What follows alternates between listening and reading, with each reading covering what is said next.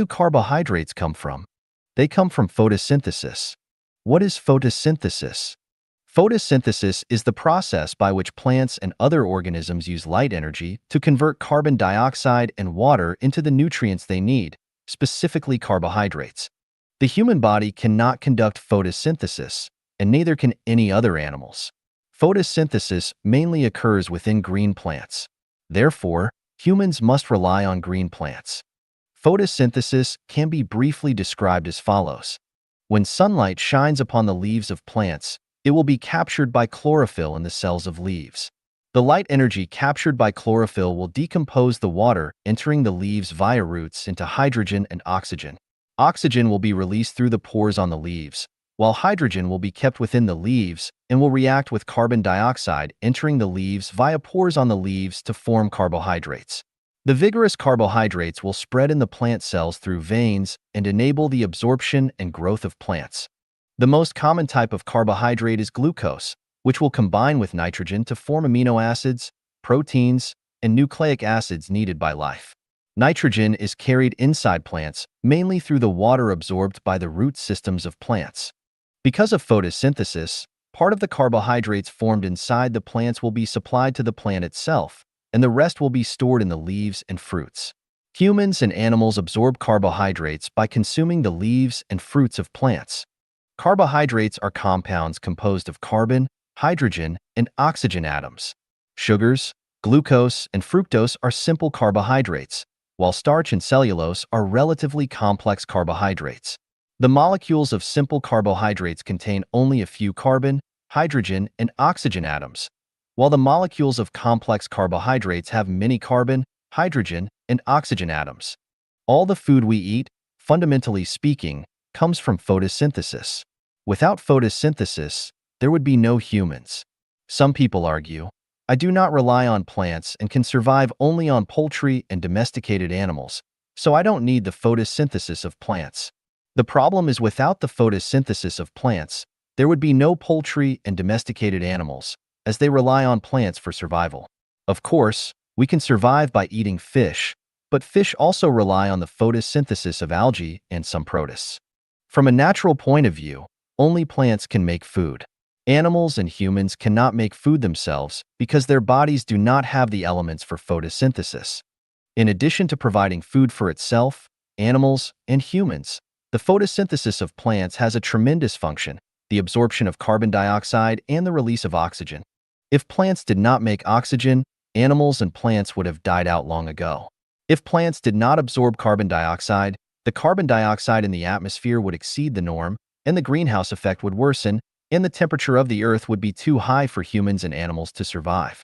Do you think that the photosynthesis of plants begins and happens incidentally? 15. 自然界的对称，神秘而伟大的力量。15.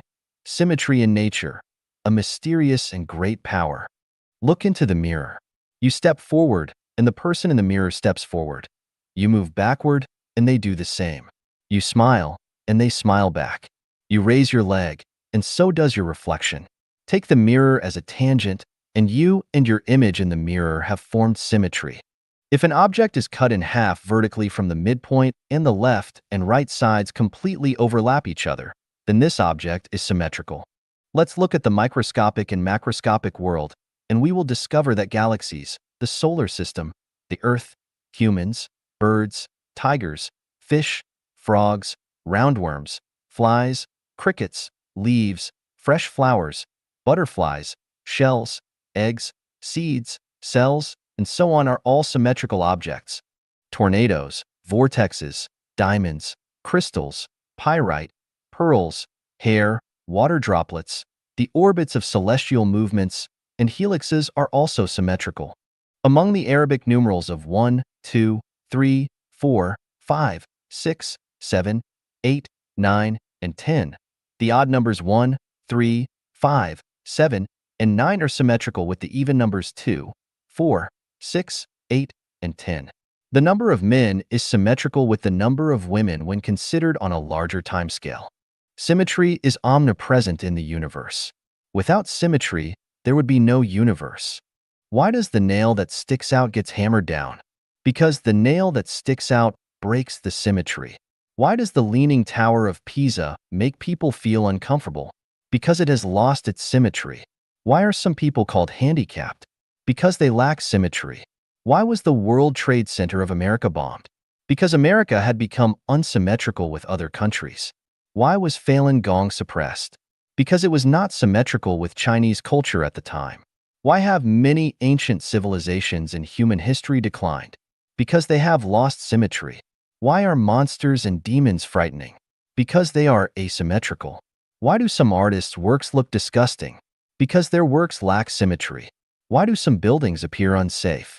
Because they are not symmetrical. Why are some people irascible? Because they are psychologically asymmetrical. Why are corrupt officials punished in the end? Because their mentality is not symmetrical with those of the common people. Why are meteorites frequently seen in the sky? Because these celestial bodies have lost their symmetry. Why did the emperor hang himself? Because his existence was asymmetrical with the situation of the time. Why does tranquility make one feel comfortable, while turbulence makes one feel nervous and upset? Because tranquility is symmetrical, but turbulence is asymmetrical. Symmetry is a kind of harmony, perfection, aesthetics, and order. Why are beauties intoxicating? Why are fresh flowers pleasing to the eye? Why is the music of moonlight on the spring river so soothing? Why do the sculptures of great masters appeal to us? Because they are harmonious and perfect, providing people with the enjoyment of beauty. Try to think. If a girl's left eye is larger than her right eye, her mouth is a bit oblique, she has only 4 fingers on her left hand, 8 toes on her right foot, and her left leg is shorter than her right leg, how would you feel? Humans are naturally inclined towards symmetry. Outstanding artists such as painters, sculptors, musicians, architects, and political leaders are experts in creating and utilizing symmetry. Understanding symmetry enables one to comprehend the mysteries of nature, while mastering symmetry allows one to perform tasks with ease and skill. A mature person is psychologically symmetrical, while a whimsical, eccentric, irascible, testy, and tempestuous person is psychologically asymmetrical. Symmetry is perfect, while asymmetry is defective. Symmetry is enduring, while asymmetry is fleeting. The purpose of discussing symmetry here is to understand the power that has created symmetry in all things in nature, and why people are naturally inclined towards symmetry. Symmetry is a surface phenomenon that conceals a mysterious and powerful force. This force uses symmetry to control overdevelopment and disharmonious kinetic and potential energies. Why do humans have 2 eyes instead of 3? Why is the Earth round? Why does a dog's tail grow on its rear body? Why are the wings of butterflies and birds identical? Why do people dislike ugly things? Scientists will certainly seek answers from the characteristics and structures of particles such as atoms, electrons, protons, neutrons, photons, etc., but it will be in vain, because you cannot explain the balanced symmetry of the 2 sexes or why humans do not have tails. Do we feel, deep within our subconscious selves, that a higher wisdom is controlling all beings? If so, who is this higher wisdom but the greatest creator? 16. Golden mean, perfect proportion. 16. 黄金分割，绝美的比例. In 1996, I discovered hundreds of conch species in the marine products market by the seaside of Dar es Salaam, the capital of Tanzania. Those shells were incomparably and unimaginably beautiful. The spiraling structure of the whelk, in particular, dwarfs the best works of any architect. Is the brain of a shell creature more advanced than that of a man? Later, by observing the flower discs of sunflowers, I discovered that the arrays of seeds in the discs take spiral shapes, whether seen leftward or rightward, and that the seeds are not crowded upon each other no matter how many seeds there are in the discs. I figured the ancestors of sunflowers must have had a college education or have obtained doctoral degrees. Otherwise, how could their offspring have ever thought of such a perfect sequence of arrangement?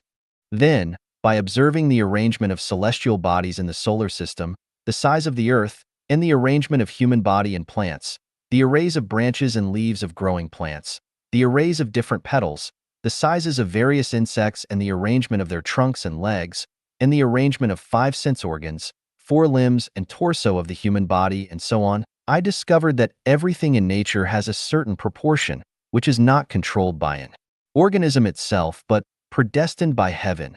Namely, there is a mysterious power that controls the development direction of an individual organism. Take man, for example. Please open your hand. Why are there only 5 fingers on the palm? Why is the middle finger longer than the other 4 fingers? Why does the thumb not stand in line with the other 4 fingers? Why is the total length of the 3 knuckles of the little finger rightly the total length of 2 knuckles of the ring finger? Why does the thumb have only 2 condyles while all other 4 fingers have 3? What will happen if the little finger is longer than the middle finger is shorter than the index finger, or if the middle finger has 1 more knuckle and is 2 centimeters longer than the index finger and ring finger?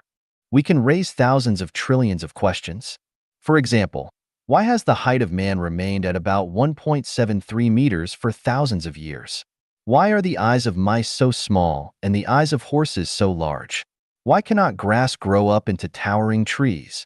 Why does the size of a man's penis match the depth and width of a woman's vagina? So on and so forth.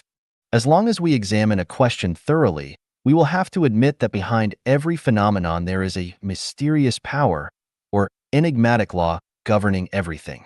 There is a harmonious proportion between everything, for example, the Milky Way, the solar system, Earth, the moon, humans, dogs, birds, trees, grass, insects, bacteria, and so on. Additionally, within each entity, there exists an unbreakable and precisely balanced harmony of proportions between their different parts. For example, the size of the human body and its proportions with eyes, head, mouth, arms, legs, 5 internal organs, and blood vessels. Exquisite proportions reflect the wisdom and quality of the greatest creator. That is to say, the various proportions are arranged by the greatest creator. The wisdom of the greatest creator is boundless, just like the circumference ratio pi, which is endless, enigmatic, and forever infinitely informative. With the discovery of pi, humans have realized the extensive and profound wisdom of the greatest creator and the endless mysteries of the material world. People cannot help but feel thrilled and enthralled by the wonder and profundity of Mother Nature, spellbound by the infinite future of life, and fascinated by the wonderful future. Human wisdom is also endless. People have discovered another secret, the imaginary number I, the square root of -1. Does -1 have a square root? The multiplication rule states that 2 positives make a positive, 2 negatives make a positive, and the square of any number is a positive number. Therefore, the square root of -1 does not exist at all.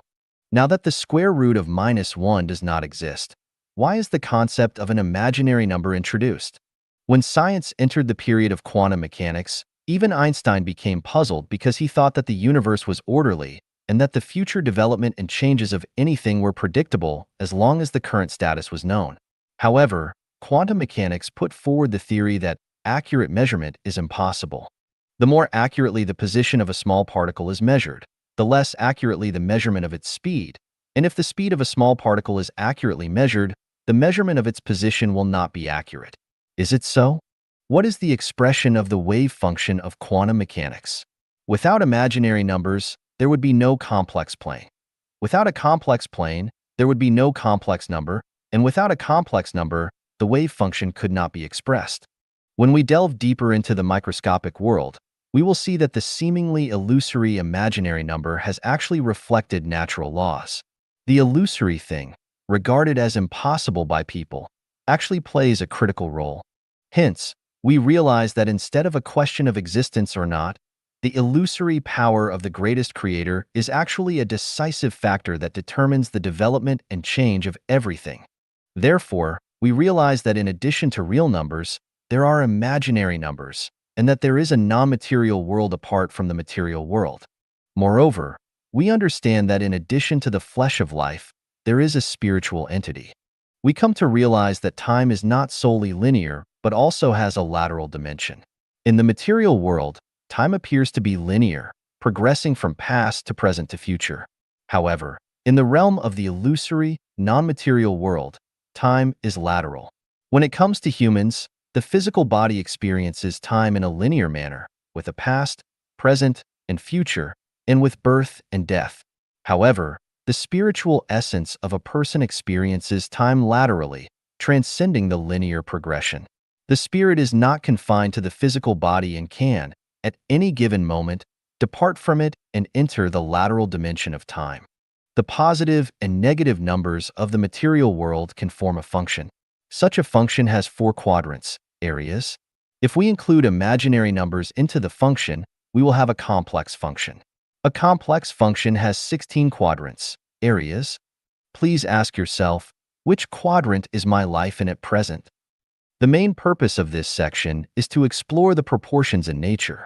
Of all the proportions, people have found a special proportion, the golden mean, another secret of nature after the circumference ratio pi and the imaginary number I. So what is the golden mean phi? Take the human body, for example. If the ratio of height to the length from the sole to the navel equals the ratio of the sole to the navel and from the navel to the top, then the proportion is the golden mean. What is the proportion?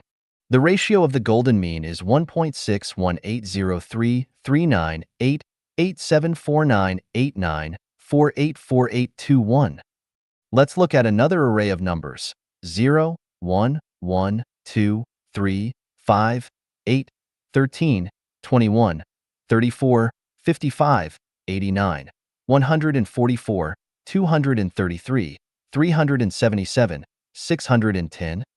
The above figures have a feature, that is, a number is just the sum of the previous 2 numbers. If each number of this array is divided by the number before it, we can derive the following numbers: 1, 2, 1.5, 1.666, 1.6, 1.625, 1.61538, 1.619, 1.6176, 1.61818, 1.61797, 1.61805, 1.61802, 1.61803, 1.61803, 1.61803. If we continue the process, the value tends to be 1.6180339874989484821. 1, 2, 1.5, 1.666, 1.6, 1.625, 1.61538, 1.619, 1.6176, 1.61818, 1.61797, 1.61805, 1.61802, 1.61803, 1.61803, 1.61803. What is the point of this value? It contains unlimited meanings. One of them is beauty. Why are the conchs mentioned earlier in this section incomparably beautiful? It is because they have developed according to the ratio of the golden mean. Why are flowers so pleasing to the eyes? Because they have grown according to the golden mean. Why don't the seeds of plants fight with each other? Because they are arranged according to the golden mean. Why do some people look so pretty? Because every part of their figures reflects the golden mean. Why can musical instruments play melodious tunes? Because the chords of the instruments and the melodies approximate the golden mean. Why do some architectures look so harmonious and comfortable? Because the layout of these buildings has been designed according to the golden mean. Will you think it is beautiful if a person has the neck of a giraffe, the eyes of a mouse, or arms longer than those of an ape? Will it be harmonious if an 80-meter building is built among the 8-meter houses, or if a 5-meter bungalow is built among clusters of high buildings? People growing up in the countryside know that if all villagers live in low bungalows and someone builds a 3-story building on a whim, this person is sure to suffer bad luck. Why was America's World Trade Center blasted off? Seemingly, it was destroyed by terrorists, but actually, the destruction has something to do with its height. Similarly, if you live in a bungalow in an area surrounded by high buildings, you will feel depressed, and you and your children will have little chances of development. We often see judges give scores for contestants on television. The final score for Jinyu Meizi is after crossing out the highest point and the lowest score. Why should the highest and lowest scores be crossed out? It is because they are problematic, discordant, and extreme. Things always reverse themselves after reaching an extreme. Everything must develop within a certain proportion and must be agreeable with its surroundings. If the range of proportions is exceeded, it is no longer beautiful and harmonious. What is harmony? Appropriate proportion is harmony. What is beauty? Appropriate proportional array is beauty. The golden mean is the most harmonious and most beautiful of all proportions. The development of all things is constrained by proportion. For the United States to become a world power, it must assist impoverished countries without exerting excessive force, otherwise, it will inevitably face punishment from natural laws. A poor and backward country must strive to move forward, otherwise, it will inevitably perish. This is also the case with human beings. If the population has increased to such an extent that it has lost harmony with the number of plants and other animals, there will be no way to sustain the continuous growth, just like a rapidly growing branch of a tree. If the branch does not break off, it will pull down or even uproot the tree. Since there is a mysterious power or law of nature that governs the harmony of proportions, the exploding population will certainly be controlled. If humans can exercise control over themselves, all the better. If the population cannot be brought under control, then the power of nature will play its role. For example, wars, earthquakes, floods, fires, plagues, famines, and turidity can all play their part in reducing the population. Wasn't the outbreak of SARS in 2003 an alarm bell sounded by nature for mankind? Proportion is a mysterious power in nature that controls the development and changes of everything in the universe. Who but the greatest creator has formulated this proportion? 17. Brain, epitome of the universe. 17. 大脑宇宙的缩影. All the material wealth created by humans is a realistic reflection of the brain. Humans' thinking, memory, speech, and actions are all attributes of the brain. That a society can be organically united to accomplish a goal is also the result of brain activity. All Nobel Prize winners and great men in history distinguish themselves from others because they have made full use of their brains. Scientists are still far away from uncovering the mystery of the brain, although they have conducted intensive research into the brain in the fields of neurology, anatomy, biology, biochemistry, and electromagnetism, and have had detailed explanations for the structure of the brain and functions of different components. It can be said that humans are still in their infancy in terms of understanding the brain. Our knowledge of the brain is comparable to the part of an iceberg above the water, and what remains unknown can be likened to the gigantic mass underwater. Like the mystery of the universe, the mystery of the human brain is a non-repeating infinite circumference ratio. Although we know that the brain consists of 10 billion brain cells and 10 trillion interacting nerves, that the nerve network of the brain is 10 miles long and can process a billion units of information per second, and that the memory capacity of the brain is 1.2 million times that of a large-scale computer, the brain, which accounts for 3% of body weight, still has unlimited contents. The brain is the epitome of the universe, and the laws of the brain match the laws of the universe. The brain is the epitome of the greatest creator's wisdom, and the brain contains all the wisdom of the greatest creator. The brain is the epitome of time, and the brain owns the information on the changes of the universe over several billions of years. The brain is a processing factory, which can create things out of nothing and can transform the universe. What is imaginable in the brain can all turn to reality. The brain's potential is unlimited, therefore, humans' future is also unlimited, as long as humans do not go to extremes but stay in line with the greatest creator. The brain is a mysterious place. Each neuron of the brain is not in direct contact with each other. The information between neurons is transferred by neurotransmitters, which are chemical in nature. However, within the neurons, the transmission of information is through electrical impulses. When we open up a cranium, we can only see things in biological terms. We cannot help but ask, where is memory stored? Where are thoughts stored? How does man's thought come into being? Where is man's memory stored? How does the brain process a large amount of complicated information? Why can man make spacecraft and land on the moon, while a donkey cannot even make a small cart to carry fodder? Don't people say that all creatures are in the process of evolution? The brain is not only capable of imagery thinking, but also abstract thinking. It can not only learn, but also practice. It can associate closely with not only the material world, but also the non-material world. Most of the scenes in our dreams are not necessarily the real image of the contemporary time-space, but may be scenes from the past, or even future time-space, or even the real image of another time-space. How does the brain work its way out? How do our emotions such as joy, anger, sadness, merriment, panic, trepidation, and yearning occur? How does the brain distinguish and correctly process them? How do we instantly recognize the tastes of sourness, sweetness, bitterness, spiciness, and saltiness? How does the brain react to them? We have senses of pain, itching, tingling, soreness, swelling, acerbity, slipperiness, jumping, hardness, softness, coldness, heat, coolness, and warmth. How does the brain recognize these senses and pass on the information to related departments? The love between a man and a woman is intoxicating. We are in ecstasy when sexual excitement reaches its climax. How does the brain perceive and respond to these sensations? How could the brain come into being if it were not the careful design of the greatest creator? Could such a fantastic and intricate structure arise naturally? Could it have evolved from a single-celled microorganism? 18. 基因,生命的天书. 18 Gene, a sealed book of life. Genes are a type of structure and the cornerstone of life. It is the general term for the special nucleotide sequences with genetic effects in DNA molecules. The resemblance of children to their parents is caused by the reproductive function of genes, which pass on genetic information to the next generation.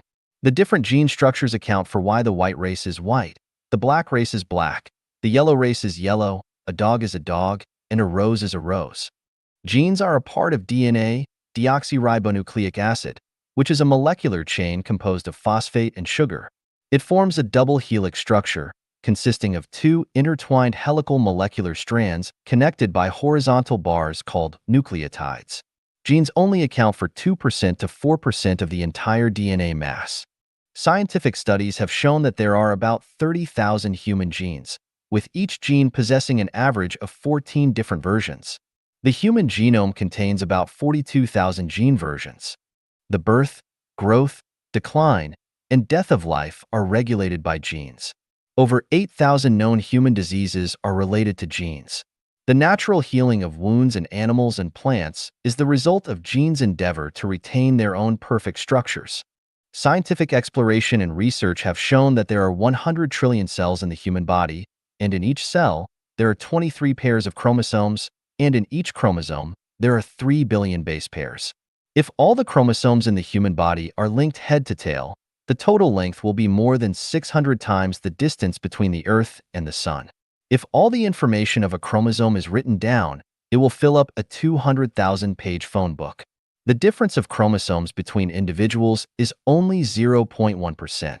The comparison of the gene sequences of any two individuals reveals that 99.9% of the gene sequences are the same. The functions of the majority, 97%, of chromosomes within human genomes remain a mystery. Genes, the Book of Life, have been the focus of the Human Genome Project, which mobilized top scientific talents and cutting-edge technologies from the United States, the United Kingdom, Japan, Germany, France, and China to decode them. After more than a decade of hard work, we finally see the basic framework of the mansion of life, the gene. However, it seems that we have only understood. Do we not consider that the gene is the fruit of the wisdom of the greatest creator? Can such an intricate structure come into being without the greatest creator? Some people may stick to their theory of natural occurrence, but then I ask you, what does natural occurrence even mean? 19. The wonder of the great variety of life. 19千姿百态的生命奇观. Exhibiting its fantastic luster, life of myriad forms is presented everywhere, from the tropic zone, temperate zones, frigid zones to the north and south poles, from plains and canyons to precipitous cliffs, from the underground, the Earth's surface, to the sky, from small creeks and ponds to rivers, lakes, and oceans. With their insignificant sizes but astronomical numbers, bacteria, actinomycete, epiphyte, microzyme, lactobacillus, viruses, and other microorganisms present a dazzling world of life under the microscope. A million species of insects are exhibiting a gorgeous and bizarre world of life. More than 9,000 species of birds are flying in the sky.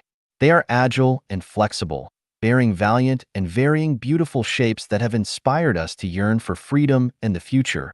causing our thoughts to soar to the distant horizon. Countless fishes, shrimps, shell creatures, and other marine animals have constituted a fantastic and unimaginable underwater kingdom of life. We marvel at and are amazed and puzzled by hundreds of thousands of large, terrestrial animal species with widely differing means. Rushing or leaping, running or climbing, they exhibit their strong and vigorous bearing and their respective skills for survival. With the change of seasons, more than 100,000 species of flowers vie with beautiful girls in their riotous profusion of colors, enchanting and attractive. They are a sight to behold, leaving one reluctant to part ways and longing to return.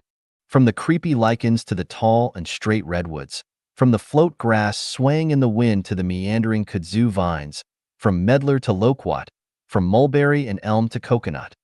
The magical forms of the vegetable kingdom are so wonderful that they excel the work of nature. We cannot help asking, how do the riotous profusion of wonders of life come into being? Without tissues, organs, brains, and hearts, how can those single-celled monads capture and digest food, excrete feces, move freely, build houses, and have sex? Who has equipped insects with armors? Who has armed the birds with wings? Who has covered the beautiful clothes for flowers? Who has equipped man with the heart? Who else but the greatest creator? 20. The protection mechanism of life, conditioned reflex. 20. 生命的保护机制，条件反射. What is a conditioned reflex? It was a rainy autumn day in 1980. I was looking out of a closed window of a classroom in the Geological Technical School of Zhangjiago when suddenly a classmate named Cheng Hongfu from Sichuan mischievously spat at me from outside the window. Subconsciously, I stepped backward, closing both eyes instantly. This chain of reactions triggered the burst of laughter of Cheng Hongfu, who said jestingly, "Monitor, what a coward you are! The window is closed. How can I spit on your face?" I said, "I did not realize that the window was closed. Do it one more time, and I will not react." I moved closer to the window, thinking that since the window was closed and he could not reach me, I would remain calm even if he spat blood at me. "Are you ready?" Before he had finished speaking, he spat at me again. "Ha ha, monitor. You closed your eyes again." My eyes indeed closed at that moment. Later, I tried a few more times, but my eyes would not listen to my command. Every time he spat, I involuntarily winked my eyes. Later, in the classes of physiology and psychology, I came to know that this involuntary physiological reaction is called a conditioned reflex. Pavlov even conducted an experiment on dogs. The feeding of dogs was always accompanied by the ringing of bells. After some time, the dogs' mouths watered when they heard the bells, even before the food was brought in front of them. Why did this happen? It is because the ringing of bells has become a signal for food for dogs and a conditioned stimulus. The dog's prompt physiological and psychological reaction to this stimulus is called a conditioned reflex. In the chapter Drinking Wine and Rating the Heroes of the novel romance of Three Kingdoms, Cao Cao related a story to Liu Bei. "The green plums on the branch I saw just now in the garden remind me of last year's fight against Zhang Xiu. We were running short of water through the long march then. The army could not put up with the thirst. Suddenly an idea came to me. 'There is a plum grove ahead,' I cried and pointed with my riding whip. Having heard this and thinking of the sour green fruits, their mouths watered, and they did not feel thirsty anymore."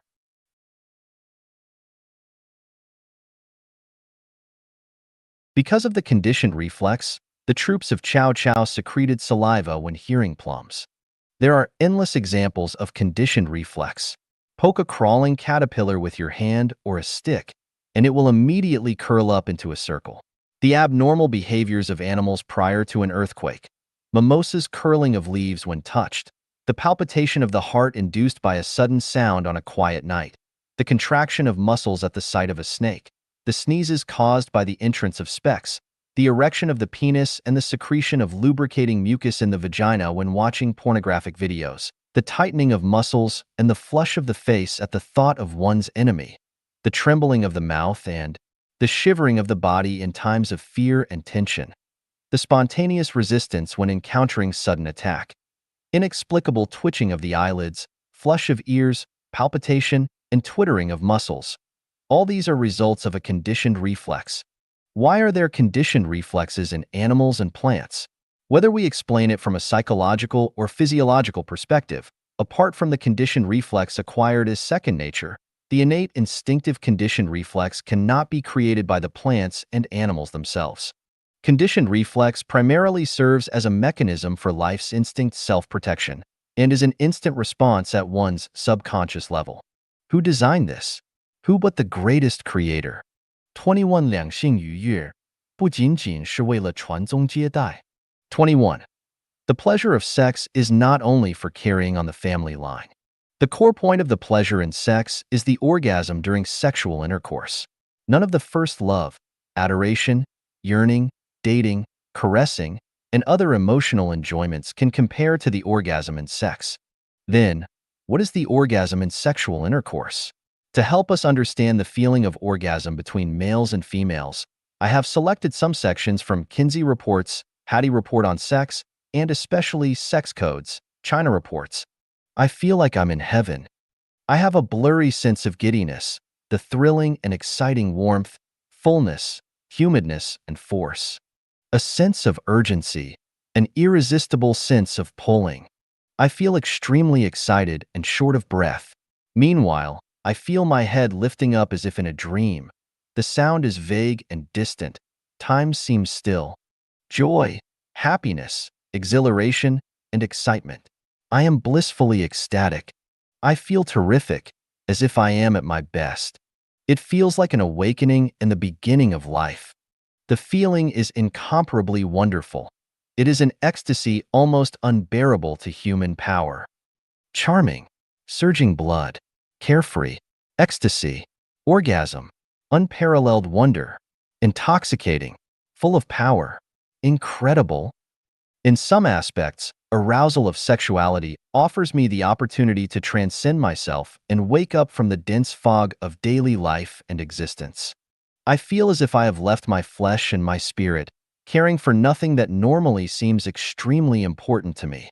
Wonderful feeling of caresses. I wish this could go on forever. The stillness of life is like an eternal moment, intertwined strongly through indulging and savoring the sweet pleasure of the flesh. A fantastic sensation. I myself am in another dimension which drifts and melts from the supporting point of my life. A raging flame, violent and engulfing everything. Extremely fantastic.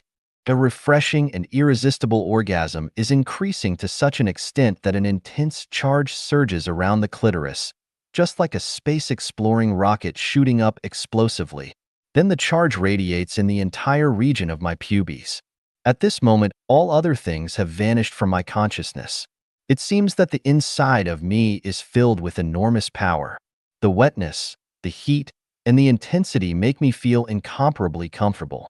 During the whole process, all the raging, wonderful feelings are radiating on the internal side of my legs. It seems that all things around me have ceased their existence. I am completely immersed in this wonderful feeling. By far, I have not experienced a more wonderful feeling than this. This feeling is a complete immersion that has nothing to do with will and thought. It has completely conquered me, occupying my body. As for the overall effect of its destructiveness, the best word to describe this physiological feeling is madly carefree. The only feeling I can relate to is a certain form of overall stiffness and tightness and the indistinguishable internal explosion at the sexual organs. My body gradually tightens up. I feel as if I have reached the precipitous peak of perfect happiness. Then I approach the plateau of ecstasy. I utter a sharp scream, glide past the crest plane of bliss. Then I experience 5 or 6 fits of violent twitches and convulsions, which are acute, vehement, and agitating in the beginning and become duller, slower, and milder. This is the orgasm in sexual pleasure. From the above statement, we can see that the physiological and psychological sensations during orgasm are incomparably wonderful pleasures and the ultimate beauty. No wonder Bangu said in the Book of Han, Arts and Literature, sexual intercourse is the ultimate expression of emotion and nature, the boundary of Tao. Jared Diamond, a physiology professor at the University of California, Los Angeles, said, "Human sex is weird. It is magical, incredible, and beyond nature. The pleasure between two sexes is so magical, so soul-stirring, so desirable. No wonder Freud concluded that the driving force of sex is the greatest force that propels social development. Then, who created such a wonderful feeling for humankind? Is sexual orgasm a result of natural evolution? Is sexual pleasure solely for the purpose of reproducing? R. Stephen Howard, a graduate student at Indiana State University, said, "In terms of energy required, asexual reproduction is a more economical way to transmit genes to one's progeny." His research results showed that asexual reproduction is the most economical way and the most effective way to transmit the genetic traits of a living organism to its offspring. But how did sexual reproduction come into being? Is sexual pleasure only for bearing children? The answer is no. Prostitutes engage in prostitution not to bear children for pleasure-seeking men, and those men do not seek out prostitutes to have children with them. Human intelligence can create a master machine that produces products continuously. So, why couldn't the greatest creator make a matrix that continually produces offspring? The pleasure of sex is purely for the enjoyment of life, and this is the universal love of the greatest creator. As for the propagation of offspring, it is only a byproduct of the pleasure of sex. Moreover, asexual reproduction will pass on diseases carried by genes to future generations. Through copulation, diseases carried by genes can be remitted or even eliminated. The benefits of crossbreeding are evident. Therefore, a species may go extinct without a sex life. Thus, the pleasure of sex is an arrangement of the greatest creator. Sex life conforms to the decree of the greatest creator. Suppressing, inhibiting, or destroying sex life is against human nature. We should have sex life and enjoy it too. Sex life should accompany us to the other shore of life. It is unreasonable to suppress, inhibit, or destroy sex life because it goes against human nature. Why should we refrain from what the greatest creator has created? There is no such thing as debauchery and dissipation in sex life. The more, the better. There is nothing wrong with the Muzi-May phenomenon. If Lin Dayu in A Dream of Red Mansion had experienced an orgasm, she would not have had such a miserable ending. Does this mean that Life Genuine is against Christianity and Buddhism? The seventh precept of the Ten Commandments is, "You shall not commit adultery." In Matthew 5 verses 28 to 29, Jesus said, "But I tell you that anyone who looks at a woman lustfully has already committed adultery with her in his heart. If your right eye causes you to stumble, gouge it out and throw it away. It is better for you to lose one part of your body than for your whole body to be thrown into Gehenna." Gehenna, a garbage dump outside of Jerusalem. The first precept of upholding the right dharma in Volume 6 of the Buddhist Shurangama Sutra is to abstain from sexual misconduct. If the minds of all sentient beings in the 6 realms of the world are not tainted by sexual desire, they will not be subject to birth and death. If you cultivate samadhi without removing the desire, you cannot transcend worldly sufferings. Even if you have great wisdom and meditation, if you do not refrain from sexual misconduct, you will fall into the demonic path. There are high-ranking demon kings, middle-ranking demon followers, and low-ranking demon women. These demons also have their own followers, and each one claims to have achieved the heavenly path. In the Dharma ending age after my nirvana, these demonic followers will be prevalent in the world, widely promoting greed and sexual misconduct as virtuous conduct, causing sentient beings to fall into the pit of attachment and lose the path to enlightenment. Jesus is God, and Sakyamuni is Buddha. Their profound wisdom is beyond us mortals, and their teachings are invaluable treasures to our life. Jesus instructs us in divinity. Following the supreme road of life guided by Jesus, we can enter the kingdom of the greatest creator. Sakyamuni enlightens us from the perspective of Buddhism. If we want to attain Buddhahood, we must break with lewdness, not only physiologically but also psychologically. Just like the teachings of Jesus, you have already committed adultery even if you only have harbored the lustful desire. Christianity is the religion of God, and Buddhism is the religion of Buddha. The two religions have made indelible contributions to mankind. Through them, we have come to know the road to supreme life space. It is the primary task of Life Genuine to make Jesus and Sakyamuni an integrated part of our life. If the path of human development is comparable to a three-story building, then Christianity will be on the top level, Buddhism at the middle, and Life Genuine will be at the bottom. From the perspective of the level of life, Buddhism is a direct ship that leads people to the Western Pure Land, the Elysium world in the 36-dimensional spaces, by crossing over human nature. To board this ship, one must cut off lust. Where exactly Christianity wants to guide people in terms of the level of life space, I cannot fully comprehend with my current knowledge. Based on the miracles and teachings of Jesus, it seems that the goal is to make everyone an angel and enter the heaven world, God's paradise. In 12:18-25 of the Gospel of Mark, Jesus said, "For when they rise from the dead, they neither marry nor are given in marriage, but are like angels in heaven." What is an angel? An angel is the super-celestial being and Buddha with divinity. Buddha is under the control of the power of Buddha, while a super-celestial being is the free, elegant, and magically powerful spiritual entity of high energy, second only to God. Christianity guides people to develop in the direction of super-celestial being, which conforms to Jesus' teachings. Only in this way can they have a definite development direction for life space. However, from the activities and pursuits of Christians, it seems that they are still clinging to worldly affairs, to the relations of parents, children, couples, and friends and relatives, and to private properties, which is unreasonable. In Luke 14 verse 26, Jesus said, "If anyone comes to me and does not hate his own father and mother and wife and children and brothers and sisters, yes, and even his own life, he cannot be my disciple. Because if you don't hate them, you cannot become an angel." For angels, there is nothing like family love. We can see from the teachings of Jesus and Sakyamuni that the ultimate wisdoms are communicable. They have the same purpose. Buddhists are capable of determinately cutting off all their attachments to worldly affairs, including the relations of father, mother, wife, children, brothers, sisters, belongings, status, reputation, and their own souls. They will commit themselves to self-improvement and self-cultivation wholeheartedly. They are the real Christians. However, the so-called Christians may inspire suspicion of crying up wine but selling vinegar. The direction of development for us, mankind, is the direction given by Jesus and Sakyamuni. The problem is that there is a vast ocean between humans and angels, super-celestial beings and Buddhas, and how can we navigate our lifeboat through the turbulent and surging vast ocean to reach the ideal shore?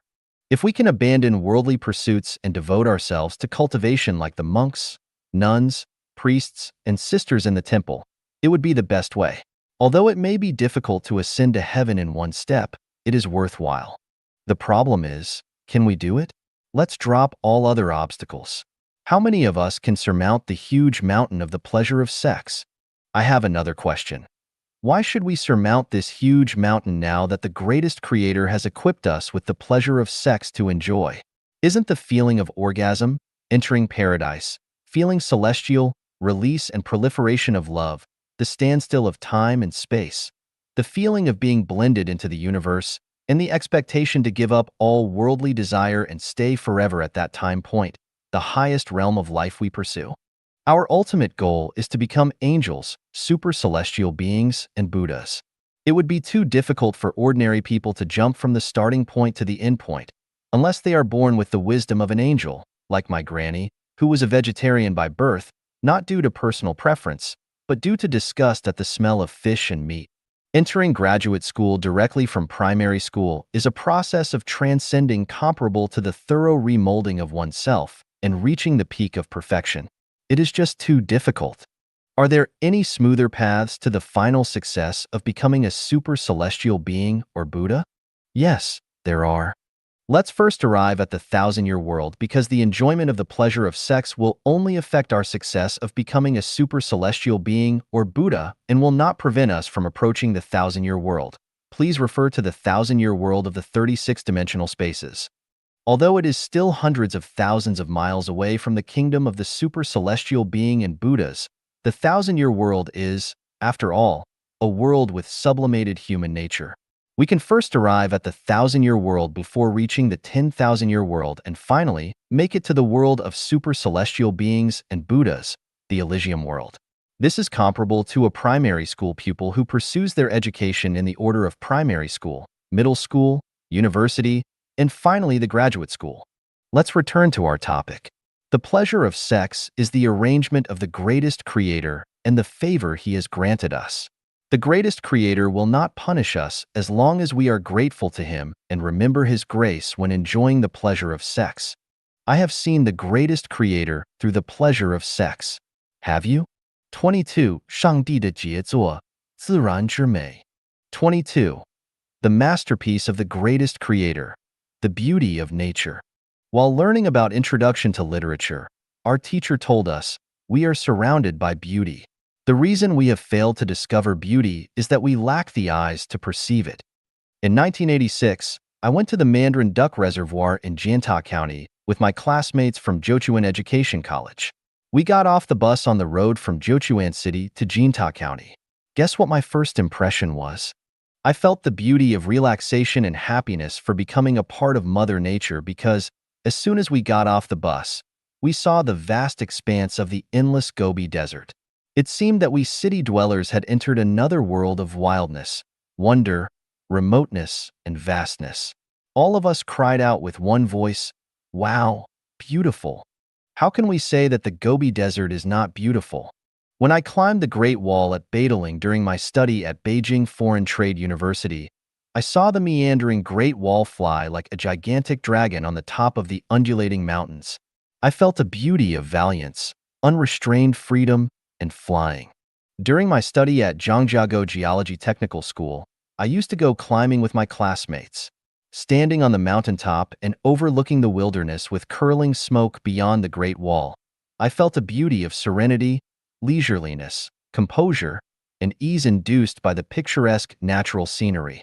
While studying in Lanzhou Education College, I would sit by the Yellow River whenever I had the opportunity.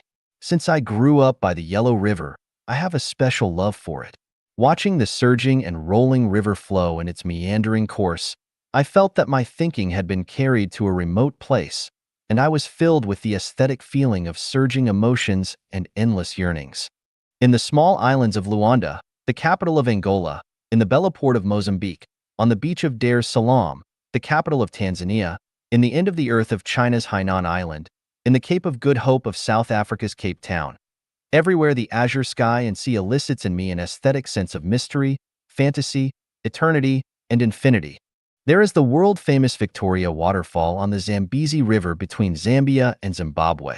I used to drive a 6-ton truck of the Chinese Jefong brand to fetch water from there. Each time I approached it, I was overwhelmed by its tumbling heroism. Its vigorous momentum, mountain-shaking power, thunderous rumbling, dragons soaring, and the numerous rainbows among the waterfall created a dreamlike aesthetic feeling of dauntlessness and unrestraint. Harare is a garden-esque city, and Zimbabwe is a green country. Here, birds sing and flowers bloom all year round.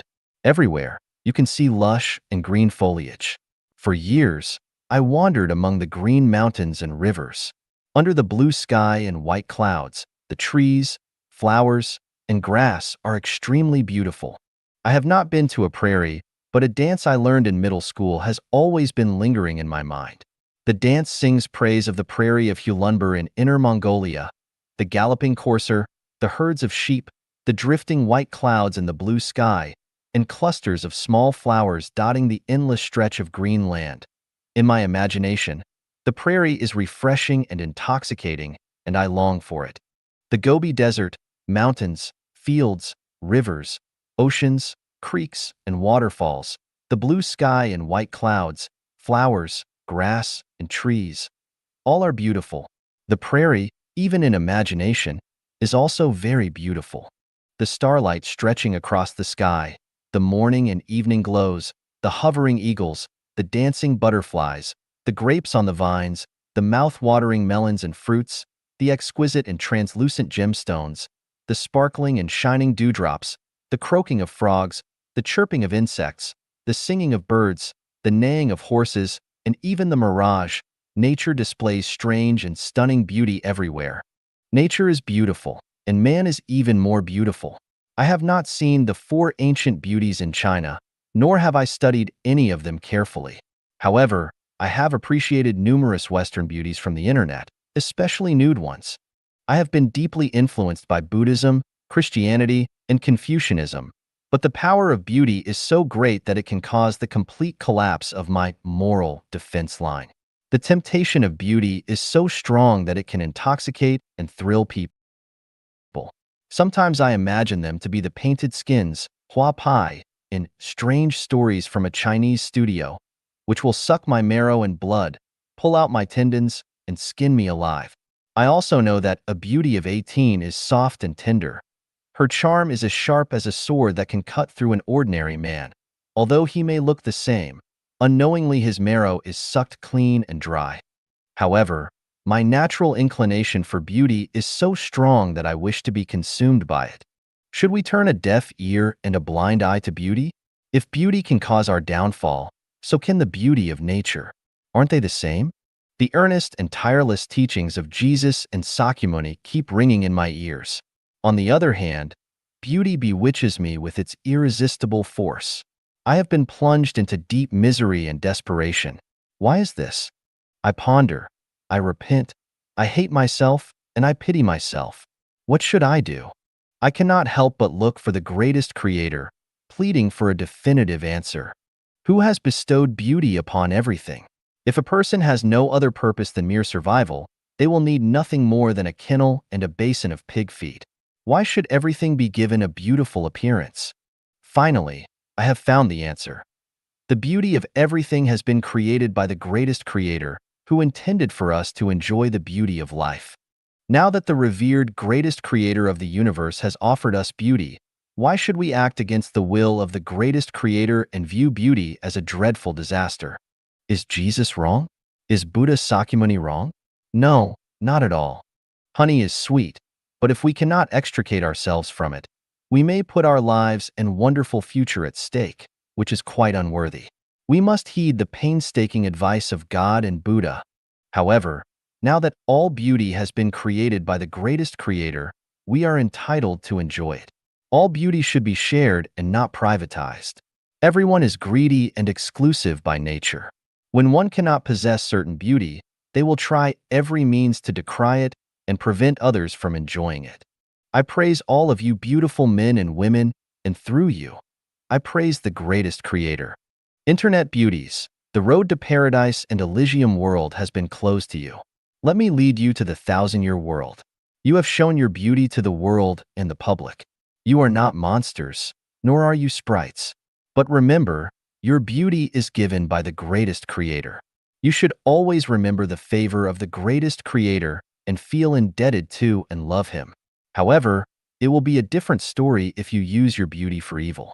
Beauty is the masterpiece of the greatest creator, and the existence of beauty is the best evidence of the existence of the greatest creator. 23. 明亮的眼睛，通向美的窗户. 23. The bright eyes, windows to beauty. Of the six senses, vision, hearing, smell, taste, touch, and spiritual sense, felt by the six sense organs, eye, ear, nose, tongue, body, and mind. Vision accounts for more than 80% of our understanding of the material world. Although more than 80% of the knowledge of the non-material world comes from spiritual sense, vision is the foundation for spiritual sense. Thus, eyes are called the windows of the soul. Vision relies mainly on eyes. Although purely a material physiological structure, eyes can project the forms and movements of the boundless universe onto our brains, which enables us to survive effectively in the complicated nature. Without eyes, a person cannot live effectively, and without eyes, humankind cannot survive effectively. So, how did eyes come about? Is it possible that the miraculous and intricate eyes have evolved from a single-celled organism and developed into the fully functional and perceptive eyes of humankind? Human eyes have two functions. One is the function of vision, and the other is the function of aesthetics. The formation of vision involves an entire system of highly efficient image analysis structures. Strictly speaking, The objects we see are not the same objects because a period of time has passed in the process from the perception of an object to the imaging of the object on the retina to the conceptualization of the object after being reflected to the brain by the nervous system. Although it lasts only several 10,000ths of a microsecond, theoretically, the image in the brain is already not the image of the real object. For example, a flower we see may have withered after some time, but the flower in the brain is still the one originally reflected. For another example, when a relative of ours has passed away and is no longer alive, our brains still retain the lovely voice and happy countenance of the deceased. How does vision happen? Vision is a reaction to the stimulation of light energy of the eyes.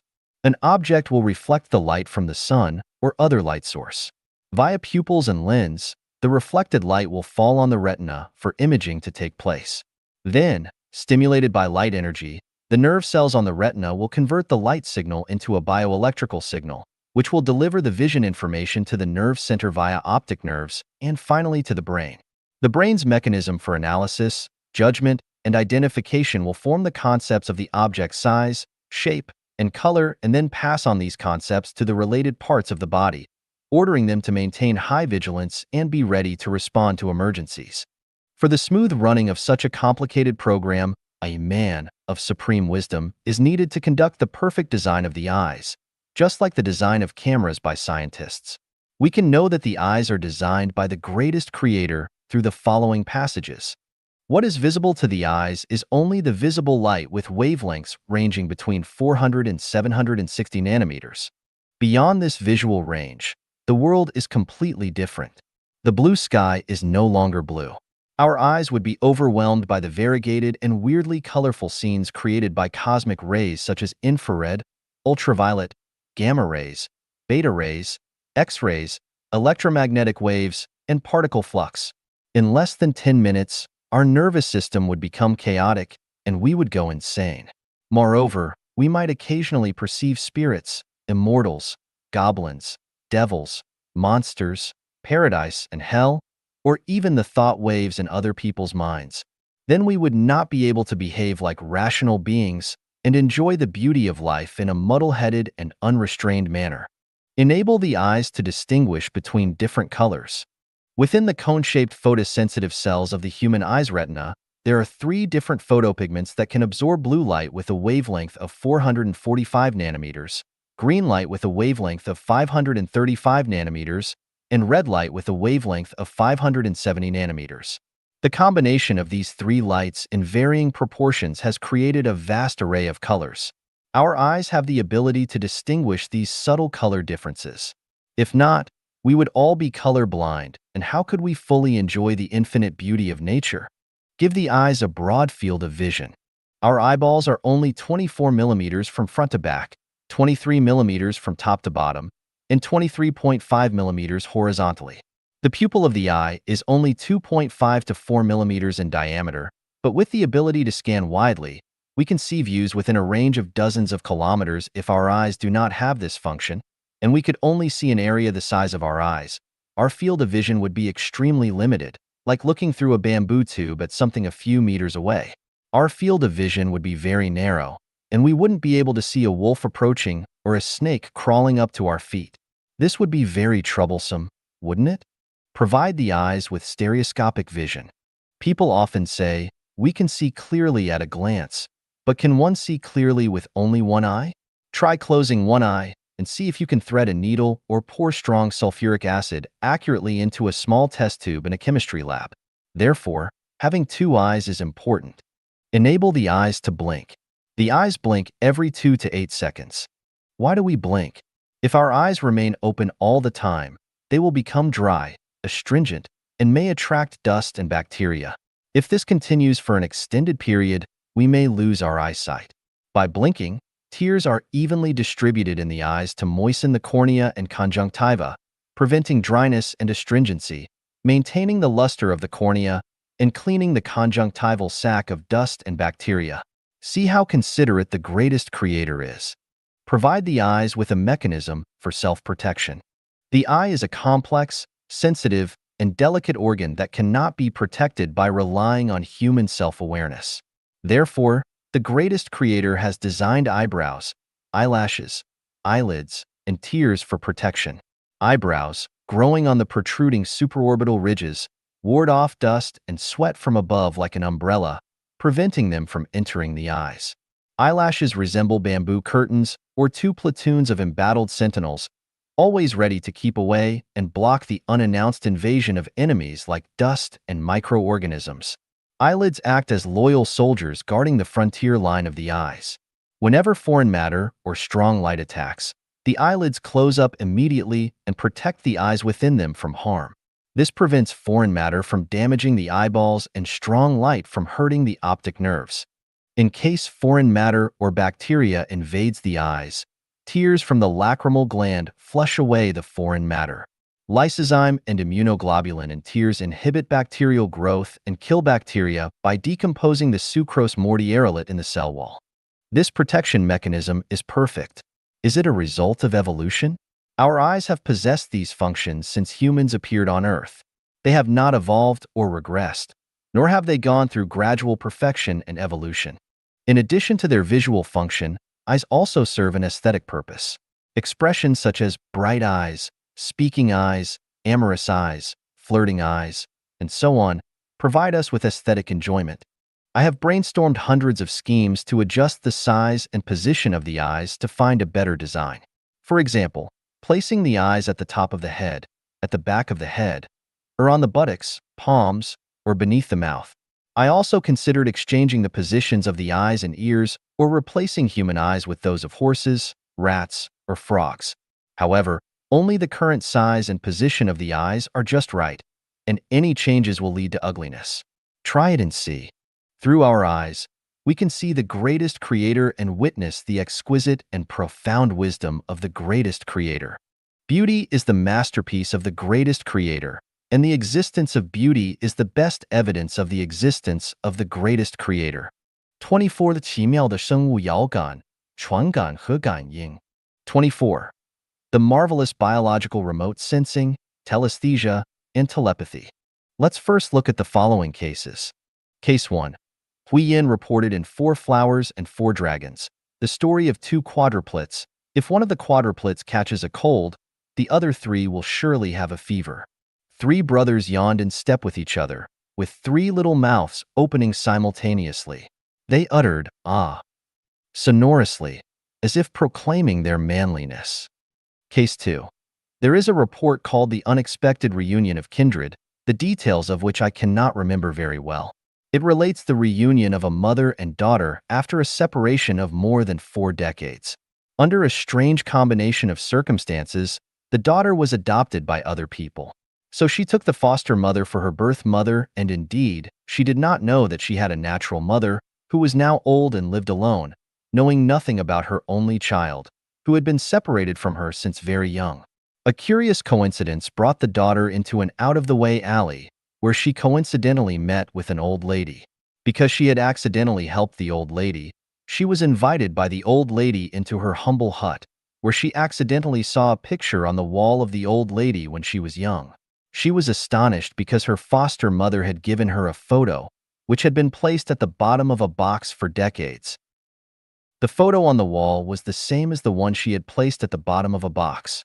After talking with the old lady, she came to know that the old lady in front of her was none other than her own mother. The mother and the daughter felt both misery and happiness. Thanks to the mercy of heaven, the old mother had eventually found her daughter that she missed every day. Case 3. Dead Body Returns Home reported that when the famous American actor Charles Cleveland died in 1899, he was buried in Galveston, Texas. The next year, a hurricane flooded the cemetery. The family of the deceased searched everywhere, but with no result.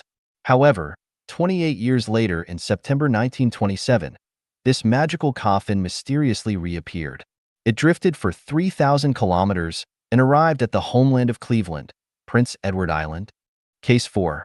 According to the omens of mice house moving, after World War II, Mr. and Mrs. Raymond Macy, who were in the film industry in New York, rented an apartment at number 80 Street of East Borough.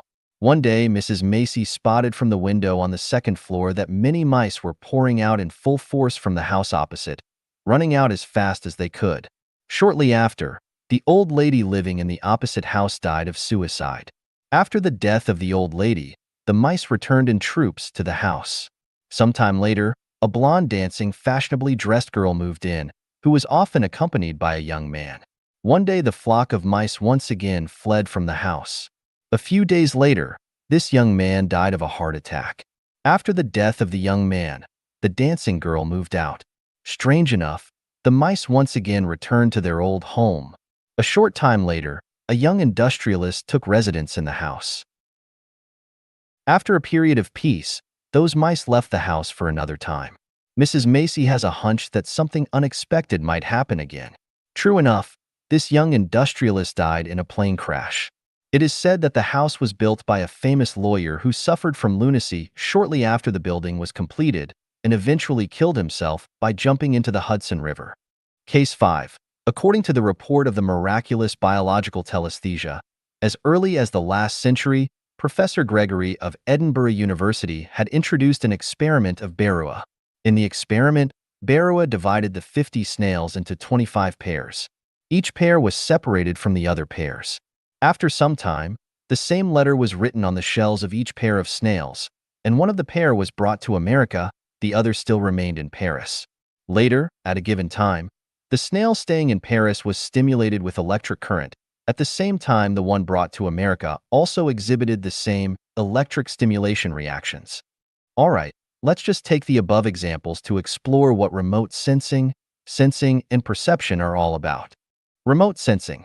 First, I'd like to make it clear that the remote sensing I am talking about is purely biological remote sensing, which is different from the electromagnetic wave remote sensing, sonar remote sensing, and geophysical field remote sensing applied in aviation, spaceflight, navigation, meteorology, mapping, global positioning, resources survey, environmental protection, disaster prevention, hydrology, and geology, and archaeology. In the mythological novel Fengshen Bang, there are two extraordinary individuals named Qinli Yin, Thousand-Mile Eye, and Shunfeng Air, Wind-Piercing Ear. Their abilities allow them to perceive everything happening in Jiangxia's military camp from a distant location. The mice's behavior in Case 4 is an example of animal remote sensing. The special ability of remote clairvoyance, frequently mentioned in the science of Qigong, is also a kind of remote sensing. Then, what is remote sensing? Remote sensing is a biological ability to perceive the condition of a distant person, object, or scenery by receiving the thought waves or electromagnetic waves emitted by them through directional thinking. Remote sensing is not a mysterious phenomenon but rather a resonant frequency. Just like a television channel that receives electromagnetic signals of live broadcasting transmitted by a TV station and informs us of the happenings in a different place, or like a radio that picks up the frequency of a certain radio station and broadcasts the clear voice of the announcer. Remote sensing is a natural phenomenon in the universe, but its occurrence is very unusual. Strictly speaking, the scenes described in science fiction are not sheer fabrications but a reality that has transcended time and space. Some people can accurately predict the future because they have actually mastered the technology of remote sensing. For example, the French Dr. Nostradamus, the eccentric Dorothy, Sakyamuni, and so on. The death of Russian Tsar Ivan at the end of the 16th century had been accurately predicted by 60 Russian prophets 12 days prior to his death. It is said that some people had given up the journey on Titanic for remote sensing its forthcoming disaster. There are a lot of prophecies in the Bible, the Quran, and the Sutra. Actually, these prophecies are a kind of remote sensing. My description of the 36-dimensional space is also the result of remote sensing. Explanations regarding the origin of the universe, the origin of humanity, and the origin of life are merely perceptions beyond time and space based on spiritual intuition. They do not rely on my meager knowledge or logical reasoning. From a scientific perspective, my arguments and evidence may be insufficient, but I believe that humanity will eventually know that what I am saying is correct. The number of people with the ability of remote sensing cannot be too many, just like there can be only several queen bees in a swarm of bees. The world will fall into chaos if everyone is capable of remote sensing. So I shall drop the topic here. If you are capable of remote sensing, it is your good luck. Sensation. Sensation is a physiological phenomenon. and it refers to a kind of physiological transmission of perception that goes unnoticed. The most unique example is the arrival of milk after childbirth. Taking humans as an example, regardless of how full a woman's breasts are, and despite engaging in sexual activities countless times, even after being pregnant for 10 months, milk will not appear until the child is born. Only the physiological response triggered by the baby's need for milk after birth leads to the abundant production of milk. This is similar to the tear glands secreting tears. Tears are only produced when a foreign object enters the eye or when there is a significant emotional fluctuation. Cases 1, 2, and 5 are examples of biological sensation. Remote sensing can be acquired through conscious cultivation, while sensation is an unconscious physiological behavior, a physiological mechanism, and a natural program designed by the greatest creator. In this regard, we don't need to pay excessive attention. Telepathy. Telepathy is a universal phenomenon in the universe. Everything has telepathy. Strictly speaking, all activities of life forms are the result of telepathy. More accurately, all the phenomena we see are the result of telepathy. The macrocosmic universe is the result of telepathy, and the microcosmic universe is also the result of telepathy. Both organic and inorganic substances are capable of telepathy. Humans, animals, plants, and insects have telepathy. Mountains, rocks, rivers, and weather are all capable of telepathy. The effective evidence for the telepathy of microscopic matter can be found in the fact that the famous Buddhist master Jinkong cited on many occasions the Japanese scientist's research on the crystal of water molecules when expounding on Mahayana's Sutra of Infinite Life. He said that when we say thanks and love to water, the arrangement of water molecules will be a very beautiful crystal, and that when we are hostile and indifferent to it, the arrangement of water molecules will be a chaotic assemblage. Hence, Master Jinkong told us that since the human body is 70% water, as long as we show more care for water in our body, then the water molecules in our body will act effectively, and we will increase our health. We may be free from illness all our life. He went further to enlighten us that since 70% of the earth is covered by water, as long as we don't pollute the rivers, lakes, and oceans, the earth will not be inflicted with floods, inundations, droughts, and hailstones. Like the gravitation between everything, the telepathy between everything exists and occurs everywhere and at any time. The most obvious examples are electromagnetic induction, sound wave induction, photoelectric induction, and so on. Now there are automatic doors in cities around the globe. The door closes when a person leaves and opens when a person approaches. Some street lamps will be automatically turned on when it becomes dark and will be automatically turned off when dawn breaks. Some anti-theft devices will automatically set off alarms when a person enters a security zone. Telepathy between life forms happens at every moment. In case 1, the quadruplets will all have a fever as long as one of them catches a cold. When one yawns, the others will open their mouths simultaneously. The same phenomenon occurs with twins and multi-births. Different degrees of telepathy occur at any moment between mother and daughter, father and son, lovers and enemies.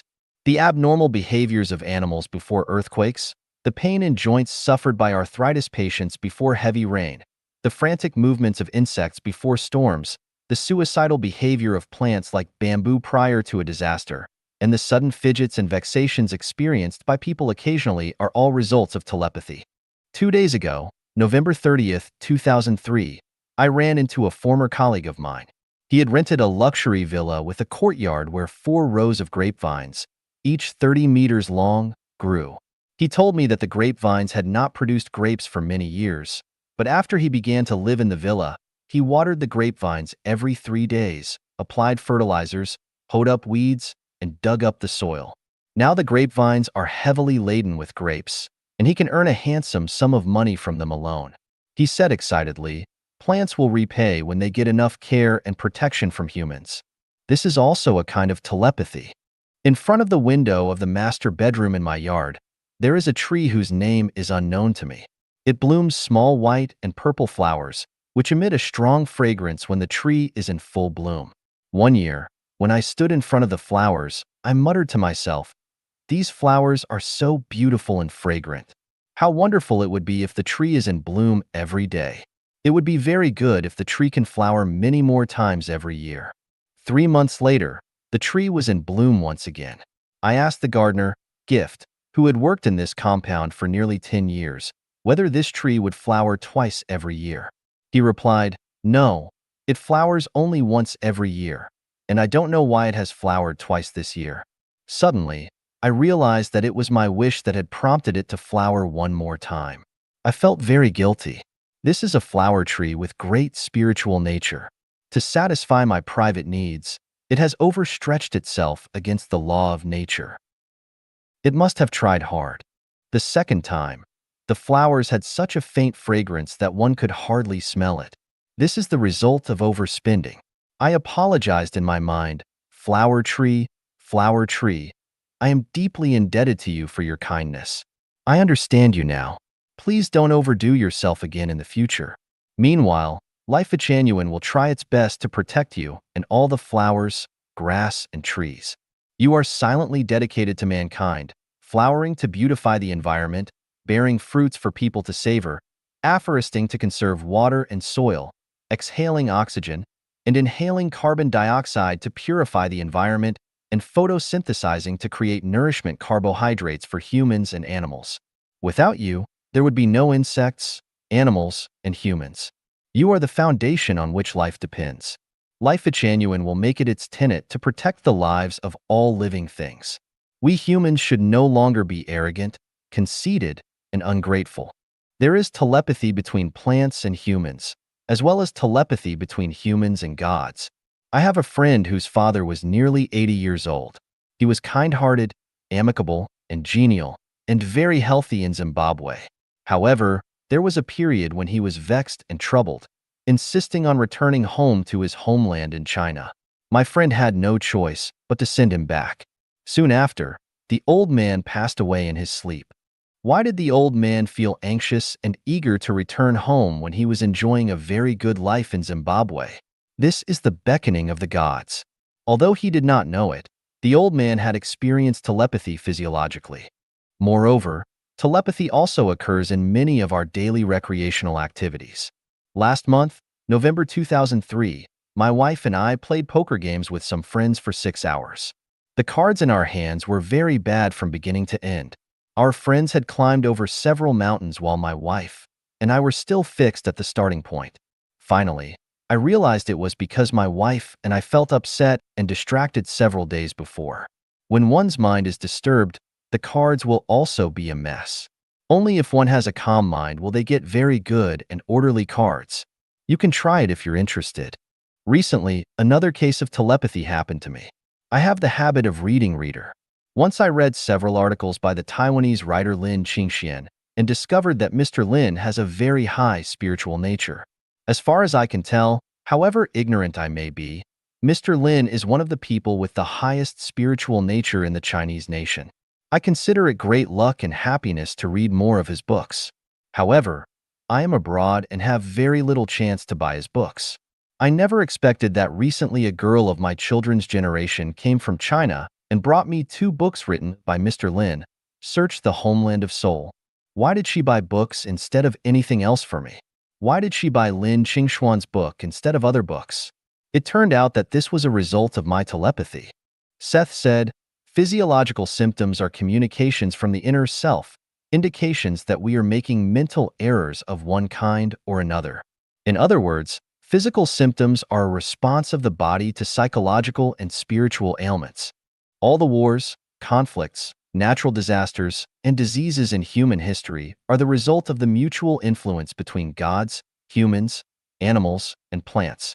The Great Flood in the time of Noah was also a consequence of the induction caused by human conceit and arrogance. Remote sensing, sensation, and telepathy are all embodiments of Tao, as described by Lao Tzu in Tao Te Ching. Tao is an embodiment of the spirit of the greatest creator. Ultimately, remote sensing, sensation, and telepathy are programs designed by the greatest creator to maintain the balance of nature. We can hence feel the unfathomable profundity of the greatest creator's wisdom. 25. 腐化, 新生命的养料. 25. Decomposition, the nourishment for new life. Decomposition is a natural phenomenon in the natural world. It is a transformation of decay and putrefaction. Decay and putrefaction are undesirable, but decomposition is a form of energy conversion and a transcendent aspect of life. You can observe a fallen apple from the tree. It rots at the beginning, but after a period of time, only an empty shell is left. Then, after some time, even the empty shell vanishes. Where has the entire apple gone? It has undergone the process of decomposition. All things in the material world will go through decomposition, without which there would be no such material world. Just imagine, how can we have today's environment and civilization if the carcasses of animals remain intact for thousands of years, if the leaves fallen from the trees remain as fresh as ever, if the piled garbage does not rot, if the slave society and feudal system do not corrupt, and if despotism is always maintained, if the original religion does not corrupt, and if the ancient civilizations last for eternity? The rotten carcasses of animals and the decayed plants will be decomposed by microorganisms in soil or water and converted into nutrients, which can be absorbed and utilized by other plants. The ancient religion and civilization were decomposed by the development of the times and converted into knowledge and wisdom, which can be absorbed and utilized by the present religion and civilization. How perfect the design is! The waste is changed into valuable materials, and the corrupted is turned into wonders. Who is capable of such considerate and flawless thinking? The greatest creator. 26. 生死令凡俗人迷惑的现象. 26. Life and death, a phenomenon puzzling mortals and laity. This earth witnesses the birth and death of a huge number of animals and plants every day and every moment. Life and death is a universal phenomenon in nature. Everyone has embarked on the journey towards death since the moment of their birth. The happiness of life and the sadness of death are the basic emotions of mortals and laity. When a family welcomes the birth of a child, they are filled with joy, and when they lose a loved one, they experience profound sadness and grief. Apart from extraordinary beings like Jesus and Sakyamuni Buddha, who are transcendent, wise, and free from worldly concerns, few people can escape this cycle of confusion and grasp the true meaning of life and death. The tragedy of life lies in ignorance and the inability to transcend the cycle of life and death. For thousands of years, people have been seeking the way to immortality. Modern medicine and science are also probing into the secrets of longevity. I wonder why people are so happy about life but so grieved at death. Seeking life entails endless troubles, and seeking death brings infinite benefits. What would the world look like if none of the plants and animals on the earth died, and if our great-great-great-grandparents survived until today and each family had a thriving population? Some will think it would be best if they all die and we all survive. Well, suppose they all die and we all survive. See if we are better off. It would be okay as long as we can distinguish who they are and who we are. We must know at the same time that everyone wishes the same as you and me. Then in the end, who is to die and who is to survive? Is it so good to live and so bad to be dead? Take a look at human history, pay a visit to your neighbors, and ponder over the question of what good there is to live and what harm there is to die. Forget about time immemorial. Let's talk about the time from Sakyamuni Buddha to the present. How many people have lived a good life, and how many have suffered a bad death? Taking Chinese society as an example, antenatal training has been provided even before a baby is born. Abandoning the music of nature, the greatest creator, God, and Buddha, people spare no efforts to inoculate the fetus with the imperfect music of mankind. Immediately after birth, adults try every means to provide the little babies with toys and cartoons instead of having them get in touch with flowers, birds, insects, and fish in nature. Before the age of schooling, the children have begun their preschool education, learning piano, painting, kung fu, and dancing. They have no opportunity to bring their own instinct into play, nor have fun in nature. When the children have just begun to know about the world around them, they will be burdened with heavy and formless pressures. In addition to the heavy school bags and the endless homework, adults spare no efforts to add extra education for them. Moreover, endlessly lecturing began to pour onto children. You must be someone, you have to get full marks in exams, otherwise you'll be lagging behind others. Child, I am doing all this only for your good. You must work hard and strive to become an excellent student. You must enter top-tier middle school and then qualify yourself for study at a prestigious university. Otherwise, you will have no foothold in this society. Why are you so fond of playing, my kid? Look at Xiao Ming. She is so diligent and so promising. You must learn from her. These and many more lectures have left children at a loss. The 100-meter dash begins with middle school. Students are preoccupied with study and examinations day and night. Teachers and parents are carefully supervising and urging, and society is imprudently promoting the atmosphere of elites. As a result, the splendor of human nature is inundated in the endless darkness. Is it supposed to be easy after entering university? No, it's not. Comparing oneself to others in terms of food, clothing, housing, and transportation among classmates is a small matter. What's more serious is the forced indoctrination in the field of ideology and the blind and unlimited pursuit of knowledge. University is supposed to be a place to cultivate people with noble moral character, but the majority of universities are not cultivating living, breathing human beings, but rather robots who have lost themselves. We must bring honor to our ancestors, we must win glory for the motherland, and we must win credits for our nation. Colleges have been fostering narrow-minded notions. What's worse, some colleges and organizations are teaching students how to make their first fortune, how to rise in the world, and how to attract handsome men and beautiful women to themselves. This is a worrisome era. The real distress begins with graduation from universities. There are a bewildering number of roads ahead. Which one shall I take? The unbridgeable gap between dreams and reality, the intangible conflicts between ethics and interest, the marriage, the houses, the cars, and the expected splendid success. All these have put university students at loose ends, which has fragmented the entirety of their spiritual nature into an unbearable scene.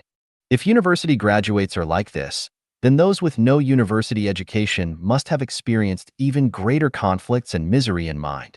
Having married and established a family doesn't necessarily mean entering a safe harbor. Heart-wrenching matters often occur. Supporting elderly parents and raising children are common responsibilities, which people can endure. What they may find intolerable are the conflicts and battles between spouses. Additionally, the occurrences of birth, aging, sickness, death, separation from loved ones, resentment, aversion, encountering situations we wish to avoid, and impermanent events can stir up a once beautiful life into chaos. We see people on the streets, each of them looking vigorous and elegant. But once we get to know their inner world, we will find every one of them emaciated and fatigued. Many people in my neighborhood are businessmen.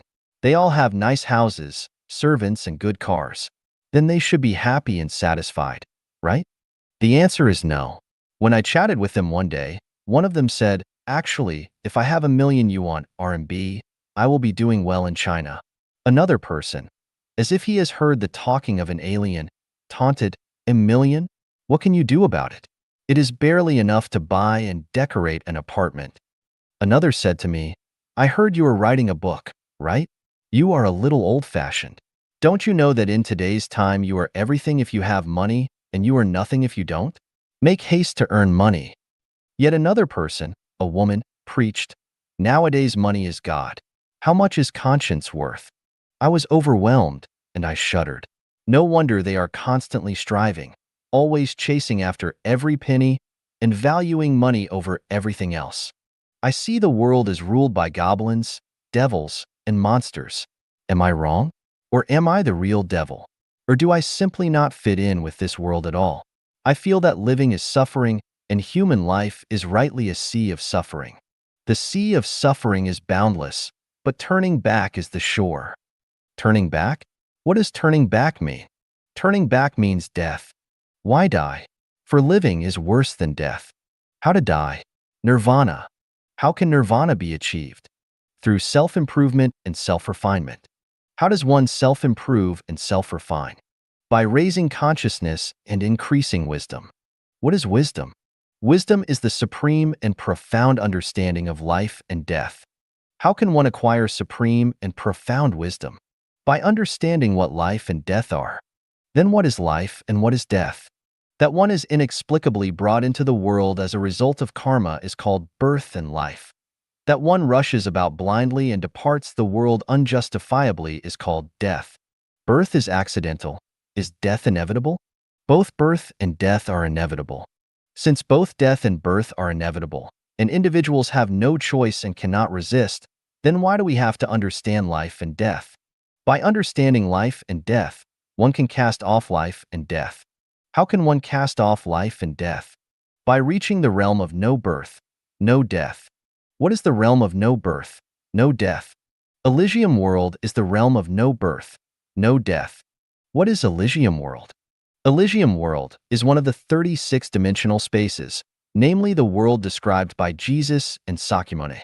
Is there really such a world? Or is it only a tale? Yes, there is. I am telling the truth. Then please demonstrate it to me. I cannot, because it is another time-space, which is invisible to the naked eye. The mirages that occur occasionally are part of Elysium world. Then there is no way to see it? Yes, there is. What way? Through spiritual sense. What is spiritual sense? A person has 6 sense organs: eyes, ears, nose, tongue, body, and mind, which are respectively responsible for the 6 senses: vision, hearing, smell, taste, touch, and spiritual sense. Spiritual sense is the perception in everyone's consciousness and a spiritual nature apperception.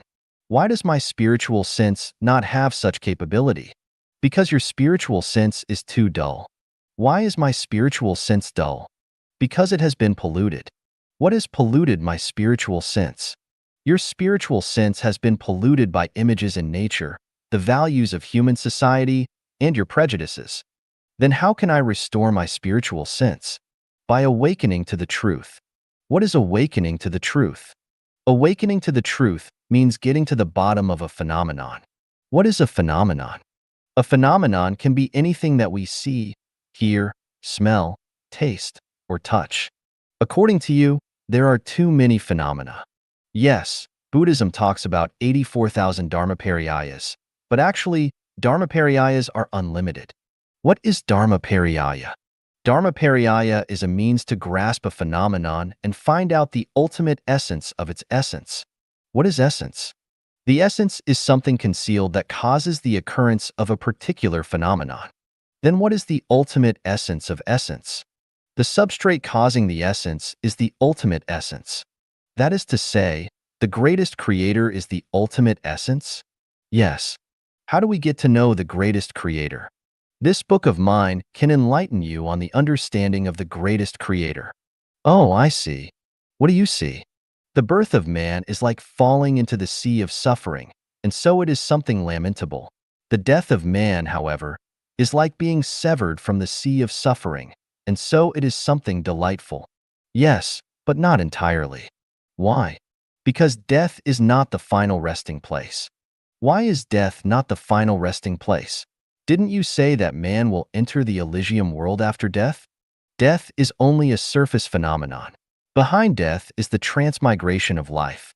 Some people will return to the human world after death, some will become animals after death, some will enter the 1,000-year world, and some will go to the 10,000-year world. Only a very limited number of people will go to the Elysium world after death. So how can we feel happy if some people are even worse and are more miserable than in the human world after death? You're preaching about past lives, afterlives, and reincarnation is too inscrutable. How can we believe in something that cannot be proved by science? Science is materialism. Science cannot prove what is beyond the material world. But the universe is composed of material and non-material. Science can only prove half of the universe, not the other half. Take my consciousness, for example. How big is it? What color is it? How heavy is it? What shape does it have? Science cannot provide answers to these and many other questions. Therefore, you cannot entirely negate what cannot be proven by science. Then can you prove that man has past lives and afterlives? Yes. One is the records about past lives in history, which can be found in the literature of many nationalities. Another is the record of facts by the International Near-Death Research Institute. The third is the descriptions by the sages and saints like Jesus and Sakyamuni. These are only legends, hearsays, or religious doctrines, and thus are not convincing. Can you come up with something new? Yes, homosexuality is an example. The rule for the biological world is that same sexes repel each other, and opposite sexes attract each other. So why is there homosexuality? And why can homosexual love be so dear as to risk one's life? This involves the gender of one's past life. If a woman has a past life as a man, the inertia of biology will continue to play its role and will incline her to instinctively like a woman instead of a man, although she has become a woman in this life. When she meets a woman with the same past life, they will easily connect and fall in love with each other. Similarly, if a man has his past life as a woman, then he will still be inclined towards men in this life. Homosexuality is not a morbidity, but a spontaneous instinct, which may fade away with the passage of time. Moreover, there is a saying, rivers and mountains may be changed, but it's hard to alter a man's nature. What is true nature, and why is it unchangeable? Nature refers to innate characteristics. When does nature come into being? Is it during primary school? When held in mother's arms? Since the time of the embryo in the mother's body? Since the time of existence in the womb? Or since the combination of sperm and ovum? If nature begins from the time mentioned above, then there is no question of hard to alter a man's nature. Therefore, it can be concluded that nature has been around for centuries and is deeply rooted, unlikely to change in a relatively short period. We can observe people around us or study some special individuals. By comparing their habits to those of certain animals, we can easily deduce that certain people possess the original nature of those animals. Thus, we can conclude that such people may have been those animals in their past life. For example, for thousands of years, philosophers and thinkers have pondered the question, "Who am I?" but have failed to answer it. Who am I? Am I my family? No, because I am still myself even without my family. Am I my clothes? No, because I am still myself after I undress. Am I my teeth? No, because I am still myself even after losing all my teeth. Am I my hair? No, because I am still myself even if I become bald. Am I my eyes? No, because I am still myself even if I become blind. Am I my legs? No, because I am still myself even if I am amputated. Am I my heart? No, because I am still myself after organ transplantation. Am I my blood? No, because I am still myself even after a blood transfusion. If I am none of these, then who on earth am I? Well, I am Tathagata. What is Tathagata? Tathagata is the essential origin, the consciousness, soul, that already exists beyond the flesh and endures hardships in this world by residing in this home of my flesh. When this home of my flesh ceases to exist, I still exist. All I have to do is find another home. It's like crossing a river. I borrowed a boat, but I would give up the boat and go on shore after I crossed. Buddhism preaches that an enlightened heart is perceptive of nature, which is perceptive of Buddha. If we understand this principle, we are already Tathagata Buddha. We will go directly to the Elysium world after death and won't have to return to the human world to continue struggling. All right, regarding the phenomenon of life and death, let's discuss just these briefly. My purpose is not to stick to the facts, but to explain that the phenomenon of life and death, which is difficult to reverse, is determined by the greatest creator and has its own purpose and meaning. Without the greatest creator, there would be no life, let alone life and death. 27. The crowing of roosters. I grew up in the countryside, and I have vivid memories of roosters crowing. Especially when I needed to wake up early, my diligent and kind mother would use the crowing of roosters to determine the time, prepare breakfast and packed food in advance, and then wake me up. Roosters crow 3 times each night at regular intervals. The first crowing is at about 3:30 in the early morning, the second around 4:30, and the last around dawn. Excuse me, the time of crowing may not be accurate because I have been away from my hometown for more than 2 decades, and I am now living in an area where no crowing of roosters can be heard. Some people say that roosters crow to tell other roosters, "This is my territory, and do not come in." Others say that roosters crow to attract hens. I would say that roosters crow to tell people the time. Prior to industrial civilization, people did not have clocks and watches. For survival, they had to know the time of the night. For example, two or more people on a hunting trip would set the second crowing as the time to get up. Or a group of people were to complete a certain task together and set the third crowing as the time to gather at the end of the village. Rooster's crowing is involuntary. It is a conditioned reflex or induction of its biological clock in its body against the stimulation of the magnetic wave of the magnetic field when the Earth rotates to a certain angle. The rooster is not aware that its crowing is to tell people the time of day and serve people, just like us humans who are living on the Earth and are not aware that we are serving the greatest creator. The rooster cannot realize the meaning of its crowing late at night, but the man who creates the rooster is well aware of the meaning. In the universe, there is no sound that does not have a purpose. The man who creates the rooster does so for the convenience of human survival and thus has created this miracle. If roosters could realize the purpose of their crowing, they would stop doing so when they see that many of their friends and relatives have been killed by humans. If the crowing is to warn others of their own species not to violate their territory, they will not do so late at night, thinking to themselves, "Who will come to invade my territory at such late hours? I'd better conserve my energy and strength till tomorrow and fight off whoever has the nerve to invade my territory." If the rooster wants to attract more hens, it should also be aware that during the day, the hens need to lay eggs and take care of their chicks, so they would not pay attention to him if he crows late at night. It would be better for him to get a good night's sleep, keep his energy, and wait for dawn to come before he spends time with his wives, concubines, mistresses, and wildflowers on the roadside. Therefore, the rooster's crowing is only automatic behavior, but the rooster's unintentional crowing serves conscious purposes. Then, who designed this purpose? Who but the greatest creator? 28. 蜜蜂的智慧. 28. The wisdom of bees. What kind of house structure is most reasonable if we humans are to construct several hundred houses, each of which accommodates only one person temporarily incapable of activity, while taking the least material and labor and having the strongest structure, the most beautiful appearance, and the greatest cubage? Should the houses be made of interconnected cylinders?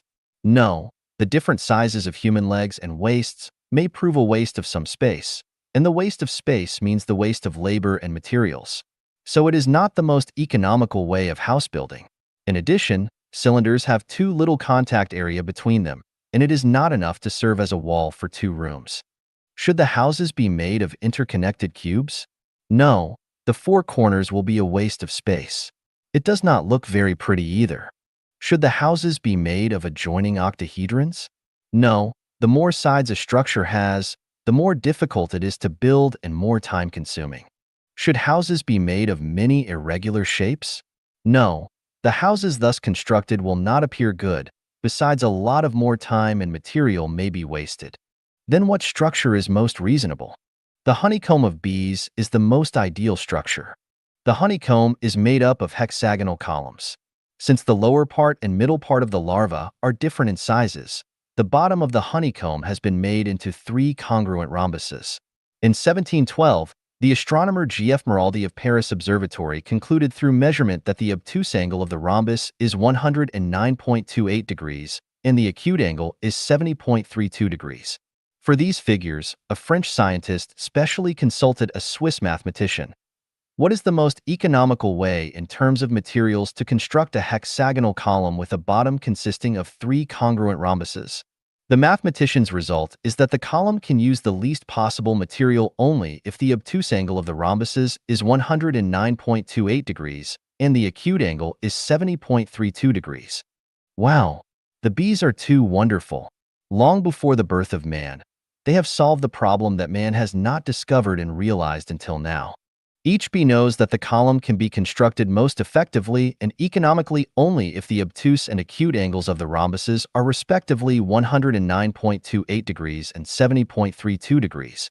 For us humans, only the greatest mathematicians can work out the result. How can ordinary people compare with those tiny bees? Are bees smarter, more intelligent, and wiser than humans? If this is the case, why don't the bees know for whom they have toiled by gathering honey from hundreds of flowers? Humans are not only reluctant to give to others what belongs to them, but are always calculating to encroach upon what belongs to others, even wanting to occupy all the properties of the world for their own good. So, Are the tiny bees carrying forward the unselfish communism style? If bees have such advanced wisdom and an open mind, they must have, according to the theory of evolution, evolved into creatures far superior to humans long ago, since they came to the earth long before the birth of humans. Why have humans overtaken bees in evolution? The founder of the theory of evolution, Darwin, exclaimed, "Natural selection is powerless to explain such a perfect structure of the honeycomb because as we see it, either in terms of labor or the use of beeswax, the honeycomb conforms to the theory of maximum economy and is absolutely perfect."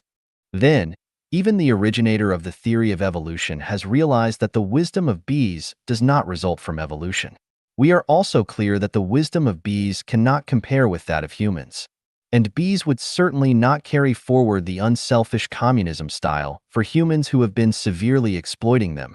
Then there is only one origin of their wisdom: instinct. What is instinct? Instinct is the capability possessed after birth. The capability possessed after birth proved to be contradictory to the theory of evolution. So, is the theory of evolution a fallacy? Doesn't the inborn capability prove that everything has been what it is now from the very beginning? Doesn't the inborn capability prove that things are not developed through evolution but are created?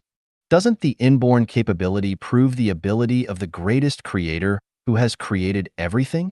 Aren't the degrees of the acute and obtuse angles of the rhombuses at the bottom of the honeycomb designed by the greatest creator and added to the instinct of the bees? Do we still want to deny the existence of the greatest creator? 29th Xiaoji Puoker Chu. 29.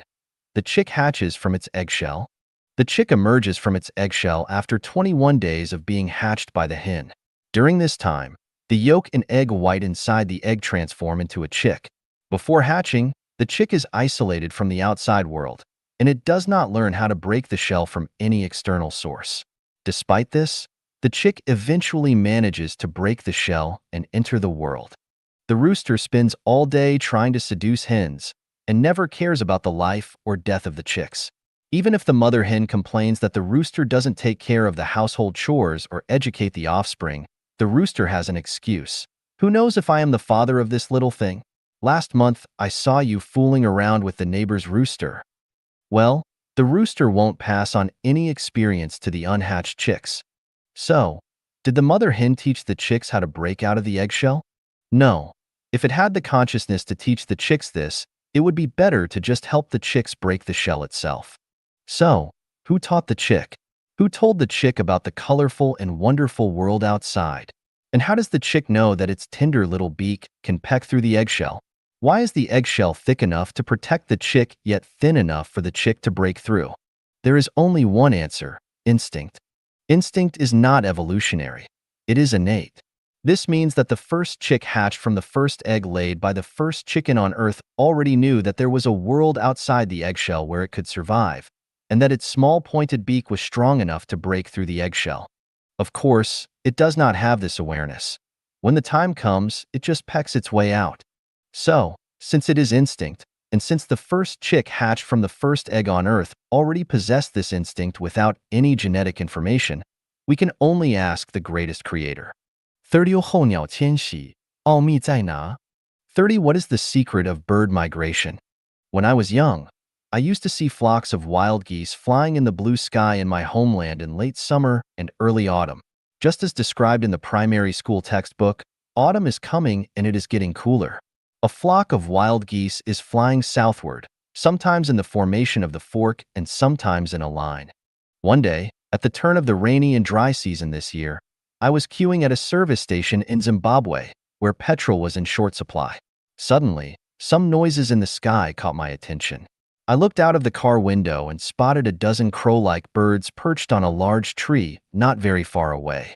They were flapping their wings and making caw-caw-caw noises. Out of curiosity and boredom, I began to watch them, figuring that they must be holding a meeting and discussing the implementation of a certain project. Unexpectedly, however, their calls attracted more and more birds of the same species from all directions. In less than half an hour, nearly 1,000 birds had gathered. Suddenly, they flew away from the big tree and hovered and rose higher and higher in the sky. I wondered whether they were holding a party in this manner of hovering, Or were they selecting Miss International with the most elegant flight? I came out of the car and stood on the lawn beside the road, watching them. They were hovering higher and higher in the sky until they looked smaller and smaller. I wondered, are they competing to fly the highest? Unexpectedly, the birds that flew the highest suddenly flew northwest along a straight line. The others were still circling, but they also flew along the same straight line when they reached the same height, as if they had boarded a train and rode away along the fixed railway. I finally came to realize after hard thought that those must be migratory birds. At the beginning, they clambered on the tree to hail the flock to fly together to a distant place. Later, they flew by hovering in order to increase altitude. When they reached a certain height, they met an air current. It helped them to fly to distant places more easily. Oh, how clever the migratory birds are! After returning home, I checked some documents about migratory birds and discovered more surprising facts. For example, Arctic terns build nests in the Arctic Circle. They fly to the South Pole at the turn of summer and autumn. They fly back to the North Pole next year. Every year they travel for 35,200 kilometers. There is an oriole called Blackpoll warbler, small in size and weighing only 20-odd grams. Before autumn comes, they fly from Alaska, America, to the east coast of Canada or New England, where they feast on all the dainty food to increase its fat and strength. Then, when it is turning cold, they begin a long journey of flight, first toward Africa, over the Atlantic Ocean, then after taking over an air current, they turn to Brazil and South America. The whole journey is 3,840 kilometers at an altitude of more than 6,000 meters. The flight lasts 4 days and 4 nights. The white storks in Europe fly 12,800 kilometers to spend the winter in South Africa.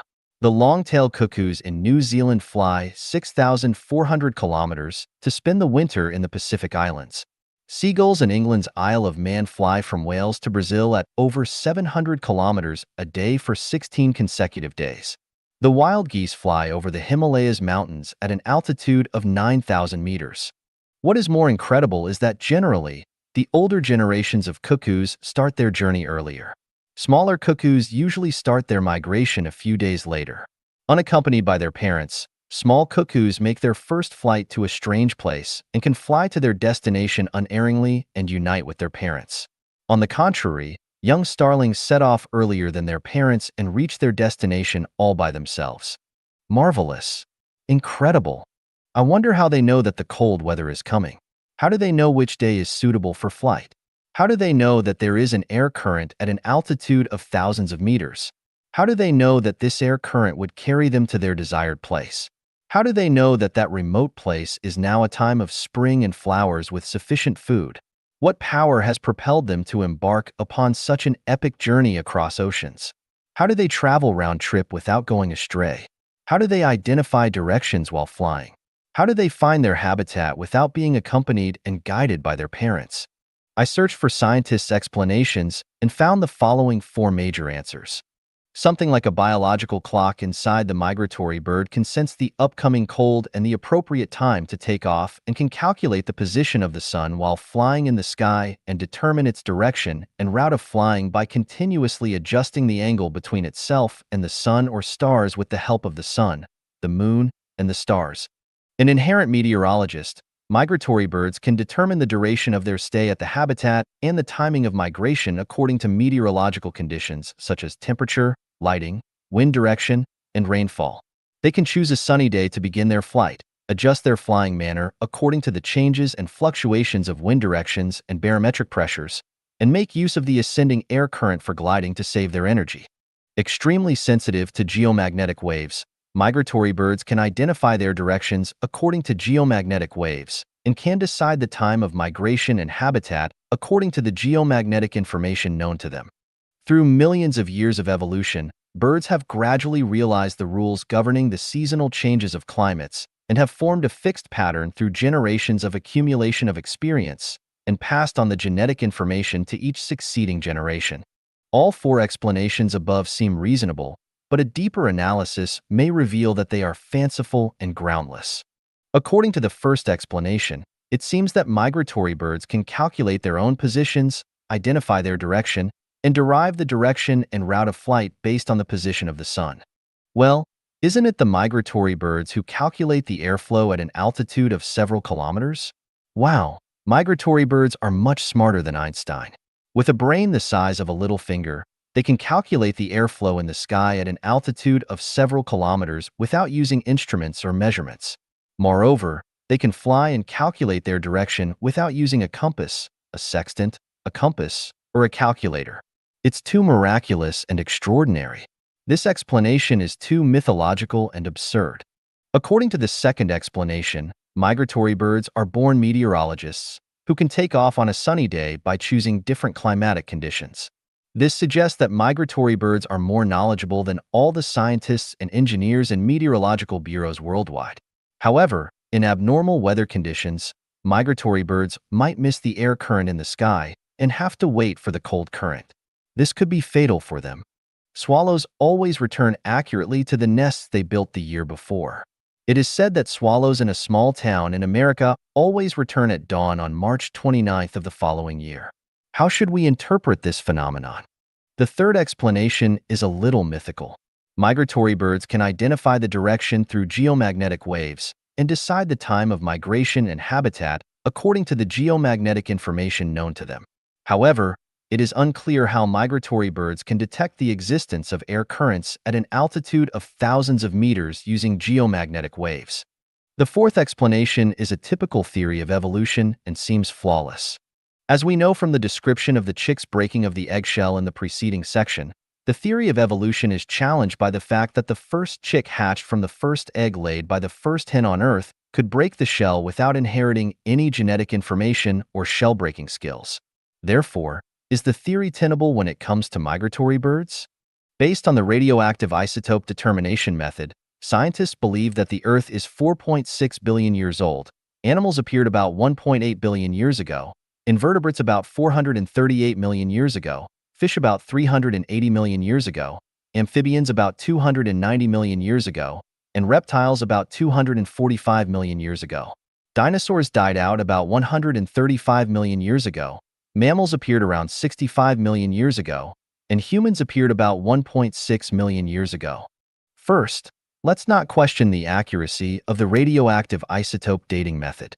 Assuming that this method is reliable, birds have existed on Earth for at least several hundred million years. If they are intelligent enough to pass on information to their offspring about how to navigate, select favorable habitats, fly from the North Pole to the South Pole, use air currents for flight, and locate the places where their ancestors lived, why haven't they evolved into more advanced animals over the course of millions of years? Instead, humans have taken over and made it impossible for them to escape our air guns and nets. Do birds not want to continue evolving, or have they hit a roadblock in their evolution? If we don't believe in the greatest creator, we can only think randomly. The question of whether the egg has appeared before the chick, or the chick has appeared before the egg will remain a mystery for another 10,000 years. My explanation for the migration of birds is that everything in nature has its definite purposes and means of subsistence, and they each have features irreplaceable by other species. Otherwise, all will die out. What if tigers can both dominate the mountains and fly in the sky? What if mice can dig holes and also can build nests in trees? What if antelopes can live on grass and also eat the flesh of other animals? What if dogs can give birth to offspring and also can lay eggs? What if apple trees can bear apples and also bear watermelons? Wow, it's really amazing. The answer for migratory birds' migration is instinct, just like bees that build honeycombs with a rhombus bottom consisting of 109.28 degrees obtuse angles and 70.32 degrees acute angles. What is instinct? 31. 动物本能，上帝智慧的显现。31. Animals' instincts, the revelation of the wisdom of the greatest creator.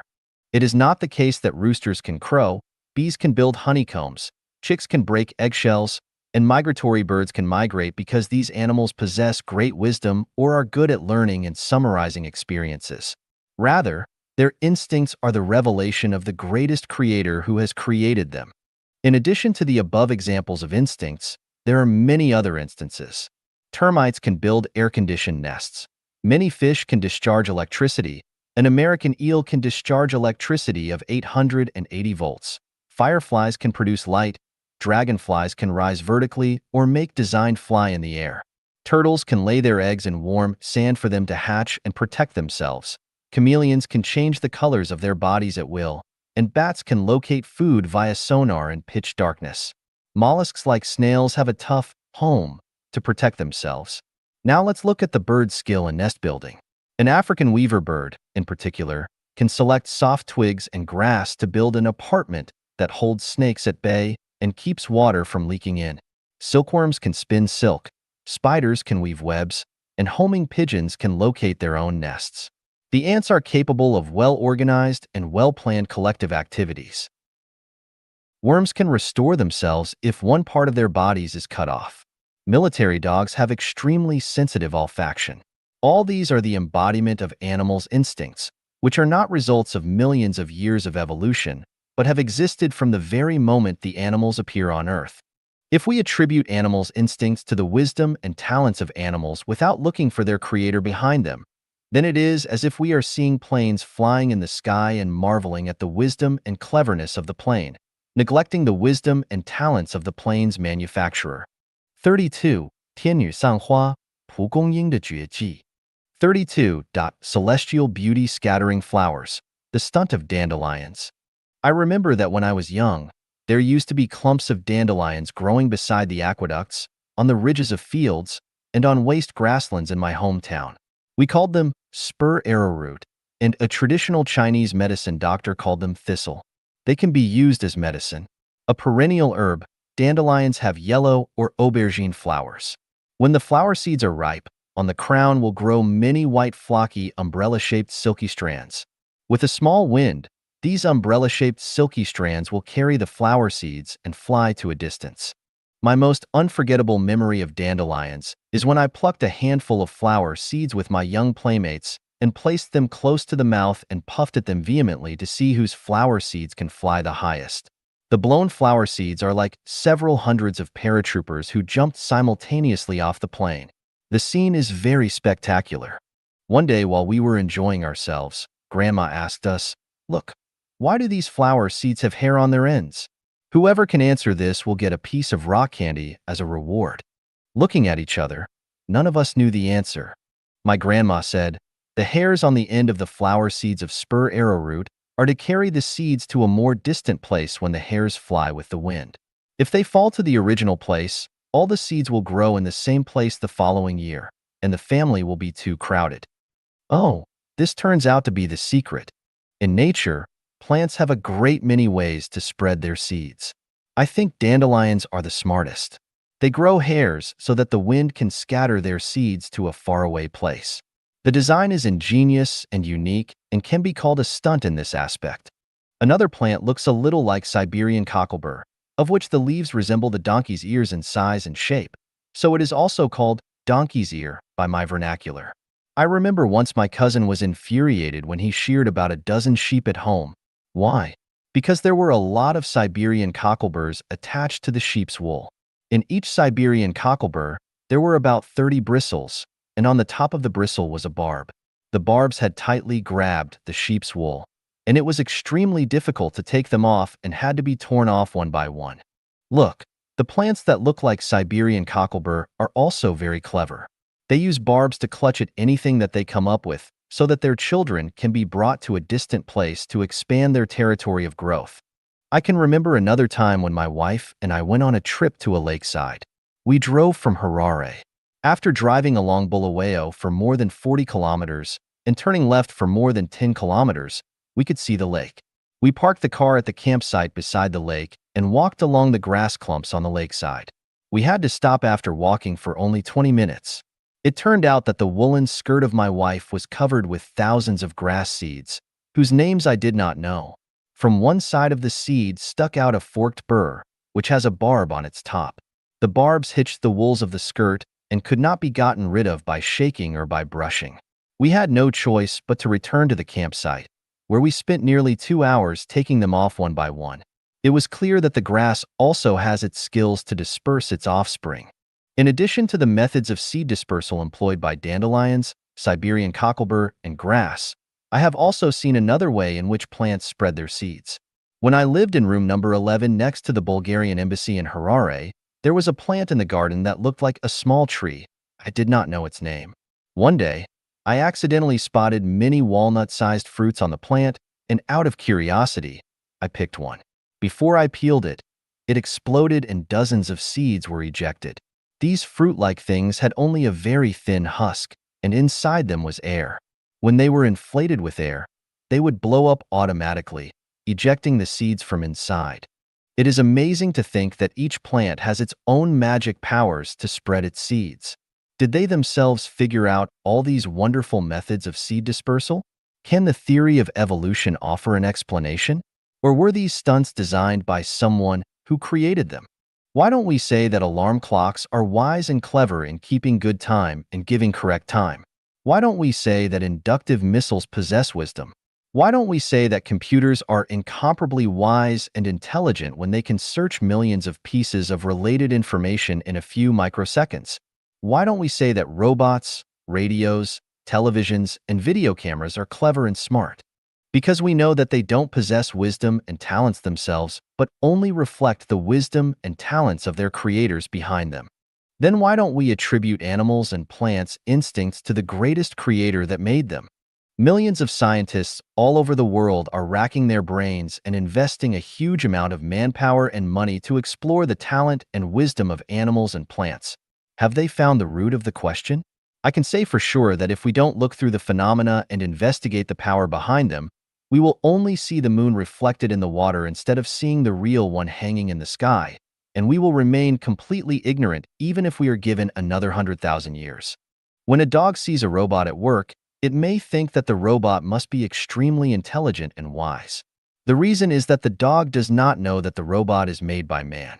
Then why do we think that the weaver bird is unfathomably clever when seeing it build nests on a branch? Are we different from dogs in thinking?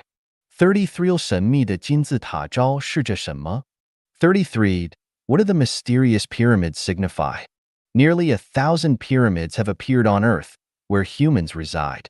Pyramids are not only found in the Egyptian desert, but also along the 30-degree latitude lines in the North and South Pacific, the North and South Atlantic, and the South Indian Ocean. They have also appeared in southern Honshu of Japan, the Mediterranean, and along the coast of Portugal, the southeastern part of Africa in the southern hemisphere, the west coast of Australia, and the northern area of New Zealand. The pyramids were not built by humans, or it can be said that they were not built by the ancestors of present-day humans. Instead, they were built by gods who were instructed by the greatest creator. The gods then dispatched angels, celestial beings, and Buddhas to the earth to build them. If this is difficult to understand, we can say that they were built by aliens who came to the earth. The purpose of the pyramids was to receive and accumulate energy from the universe to supply the energy for the creation of life and humans on Earth. The pyramids can be viewed as laboratories and cultivation sites for the creation of life and humans. The pyramids in Egypt were designed and built for the creation of humans, while other pyramids were built for the creation of other life forms. Since different life forms require different energies, the foundations of the pyramids are not all squares. Some are triangles, pentagons, and hexagons. The pyramids of Egypt are only 12,000 years old, while other pyramids are 2 billion years old. To understand how the pyramids were built and why they were built along the 30 degrees north and south latitude, please refer to the articles The Origin of Life and The Origin of Humanity. When I was an English teacher in a secondary school, I taught my students an article about the pyramids that was in the textbook. At that time, I had not yet awakened, but the mysteries of the pyramids, especially the transportation of the huge stones weighing several tons and the tightness of the gaps between the stones, left me puzzled. When it was said that hundreds of thousands of Egyptians spent decades building the Khufu pyramid, I held a skeptical attitude. Later, a series of events that occurred to me, scenes in my dreams, and strange fragments that appeared in my consciousness when I was contemplating, finally made me awaken. Suddenly, the origin of the universe, the origin of the greatest creator, the origin of life, the origin of humanity, 36-dimensional spaces, and so on surged out like a tide.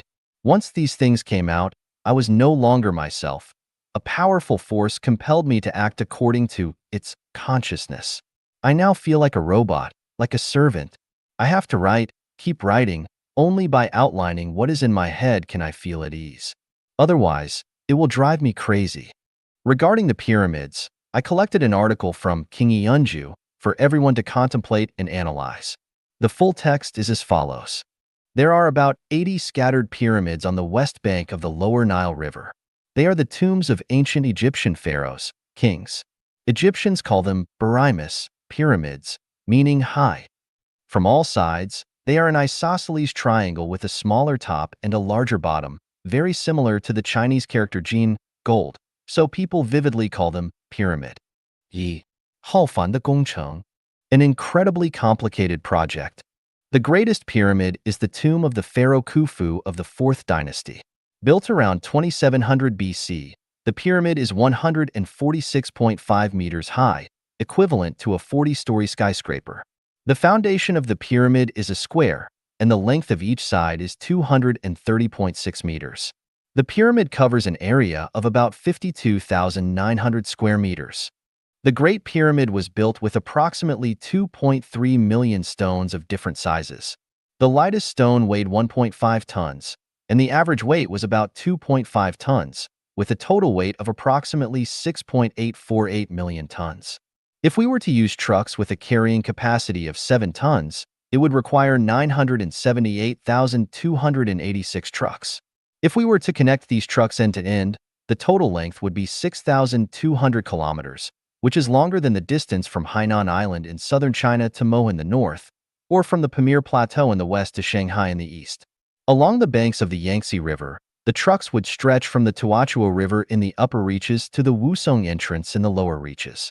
The second largest pyramid, just 3 meters shorter than the Great Pyramid, is the Khafre Pyramid, which is accompanied by a huge stone sculpture, the Sphinx with a human face and a lion's body. According to legend, in 2610 BC, the third pharaoh of the 4th dynasty of Egypt, Khafre, inspected his almost completed tomb and found a large abandoned boulder in the quarry. He ordered the stonemason to carve the statue according to his own face. The statue is 22 meters tall and 75 meters long. It wears a Nemes crown. On its forehead, there is a relief of a cobra. Under its chin, it is trailing a beard more than 5 meters long. The statue is stately and mysterious. When Napoleon occupied Egypt in 1798, he ordered the Sphinx to be bombarded with gunfire. However, it remained unmoved, but for a few broken beards, which are now preserved in the British Museum. According to Napoleon's rough estimate, if the stone pieces of the 3 neighboring pyramids of Khufu, Khafre, and Menkaure were used to build a stone wall 3 meters high and 1 meter thick, it could encircle the entire France. Where did the massive number of stone pieces come from? Investigations show that ordinary stone pieces might have been quarried locally, but the 115,000 pieces of top-quality white limestone used on the outer layer might have been obtained from the quarry on the east bank of the Nile. The granite in the tomb chamber might have been quarried from Aswan, 500 miles away. Mining, transportation, river transport, and shore operations required not only a large number of stonemasons, construction workers, transport workers, and sailors, but also a considerable number of engineers, construction supervisors, managers, and a military force with sufficient suppression capabilities, which are also essential. Moreover, they needed to eat, wear clothes, live, and consume, which required a large service staff. Of course, this does not include the elderly, women, and children who are weaker in labor, nor does it include monks and nobles who gain without labor. According to an estimate, a national workforce of 50 million people would be needed to support such a construction project. However, it is generally believed that the total population of the world would not exceed 20 million around 3000 BC. What's more, there have been more than 80 pyramids discovered. Even if a pyramid could be completed in 30 years, as Herodotus stated in History, it would still require a total of 2,400 years to complete all the pyramids. Can Egypt sustain such massive consumption over such a long period? 二运输之谜. The mystery of transportation. The most pressing and realistic problem was transportation. Even if Egypt had adequate manpower, it could not transport the megaliths weighing 2.5 to 160 tons to the worksite. Were they carried by carts and driven by horses? No, at that time, there were no carts and horses in Egypt. Horses and carts were introduced from abroad in the 16th century BC, namely 1,000 years after the building of the Pyramid of Khufu. Some believe that the stone pieces were transported via rolling transportation with crow plates and logs. But this method requires a large quantity of timber. However, at that time, the trees in Egypt were mainly palms, which could not meet the need for transportation in terms of quantity, growth speed, and rigidity. And it was almost impossible to import timbers. Some people believe it was a water transportation method. In 1980, the inspector of the Giza Antiquities in Egypt, Hawass, conducted rock core sampling and discovered a rock quay at least 50 meters deep, which may have been excavated during the 4th dynasty of Egypt as a port. Later, someone discovered a canal that connected the port. However, without pulleys, winches, or advanced lifting equipment, it would have been even more difficult to transport such bulky giant stones downhill, onto ships, and onto the shore than to move them on land. Moreover, there was a drop of at least 50 feet between the water surface and the rocky shore. And the pyramid on the west bank of the Nile had to use stones from the east bank of the Nile. Apart from land and water transportation, could they have used air transportation? This is truly a mystery. A French industrial chemist studied the pyramids from a chemical and microscopic perspective and believed that the stone blocks were not solid, but were composed of a mixture of substances such as limestone, rocks, and shells. Because the adhesive used had strong adhesive force, it was almost impossible to distinguish whether it was natural stone or artificial stone. This certainly solves the problem of transportation difficulties appropriately. However, as further evidence, the discovery of a 2.5 centimeters long human hair in the stone blocks is not enough, and this outstanding adhesive is not only not recorded in ancient books, but also has not been analyzed by modern means by the chemist. 三建筑之谜, the mystery of construction. Legend has it that Imhotep, the designer and architect of the pyramid, was the first talent in history to transcend his time. His talent surpassed the time to such an extent as to cause natural amazement and suspicion. It was extremely difficult to turn a gigantic protruding rock into a 52,900 square meter foundation of the pyramid. They completed the survey and construction of the foundation without the help of graders, power equipment, and modern measurements. The 4 hemlines of the foundation have a discrepancy of less than 20 centimeters, and the error rate is less than 1,000th. There is only a difference of 1.27 centimeters between its heights in the southeast corner and northwest corner, and the error rate is less than 1/10,000th. The force position error between its east-west axis and north-south axis is no more than 5 arcseconds. They did not have units of measurement except for the arm's length. 300 arms lengths equal approximately 155 meters as a measurement unit. It is really puzzling how they could construct with such accuracy. To ensure the pyramid's lasting, the designers did not use a single pole or nail to avoid hidden trouble since wood is liable to decay and iron is susceptible to rusting. There is no bonding material between the stone pieces, but they fit perfectly. Even the thinnest blade cannot penetrate. How the chunks of stone were hoisted and placed one upon another is an even more mysterious subject that provokes endless guesses. Some people say that a wooden boat-shaped tool was used to lever the megaliths up and lay them one after another. But where did the fulcrum and ropes that could lift several, dozens, or even more than 100 tons of stone come from? Some people claim that the sand-filling method was employed. Sand was piled along the pyramid's foundation. The sand pile would rise with the height of the foundation and acted as scaffolds. After the pyramid was completed, the sand would be cleared away. Now let's work on a mathematical problem. The 146-meter pyramid is a cone with a square bottom and a pointed top. The foundation of the pyramid is a square with a side length of 230 meters. Question: what is its volume? If the periphery of the foundation is surrounded by sand to form a slope for the transport of stone, and the angle of the slope is 30 or 25 degrees, then how long will be the hemline of the sand pile? Suppose the height of the sand pile is also 146 meters. How many cubic meters of sand will be needed? Where does all this massive amount of sand come from? Besides, the filling and removing of the sand would double the workload. Some people say that the salt filling method was employed with the same procedure as the sand filling method. After the pyramid was completed, water could be used to dissolve the salt, and there was no need to move it away. But it would be much more difficult to obtain so much salt. In addition, a storm would melt away a whole salt slope. It is also believed that mud bricks from the Nile were used to build the twisting slopes, which rose layer by layer. The result was similar to that of the sand slope, the only difference being that mud bricks were less available than sand. There is an entrance 13 meters from the ground in the north of the pyramid. Since the 9th century, tomb robbers, explorers, and investigators have frequented the pyramids in close succession. However, its inner structure remains a mystery. There are labyrinth-like passageways and tomb chambers inside the pyramid. The walls are smooth and decorated with reliefs. The passageways have neatly constructed steps extending like veins toward the tomb chambers deep underground. The chamber has vent holes leading outside the pyramid. It is said that the soul of the dead can freely enter and go out of the pyramid through these holes. Strangely, the two vent holes aim at Draco, eternity, and Orion, resurrection, respectively. They are probably the places where souls ascend. 3 such chambers have been discovered, while archaeologists believe that there are at least 4 more chambers to be discovered. Could people 4,000 years ago accomplish such ingenious and exquisite designs and conceptions? Most surprisingly, there have been no traces of torches used for lighting in any mausoleum.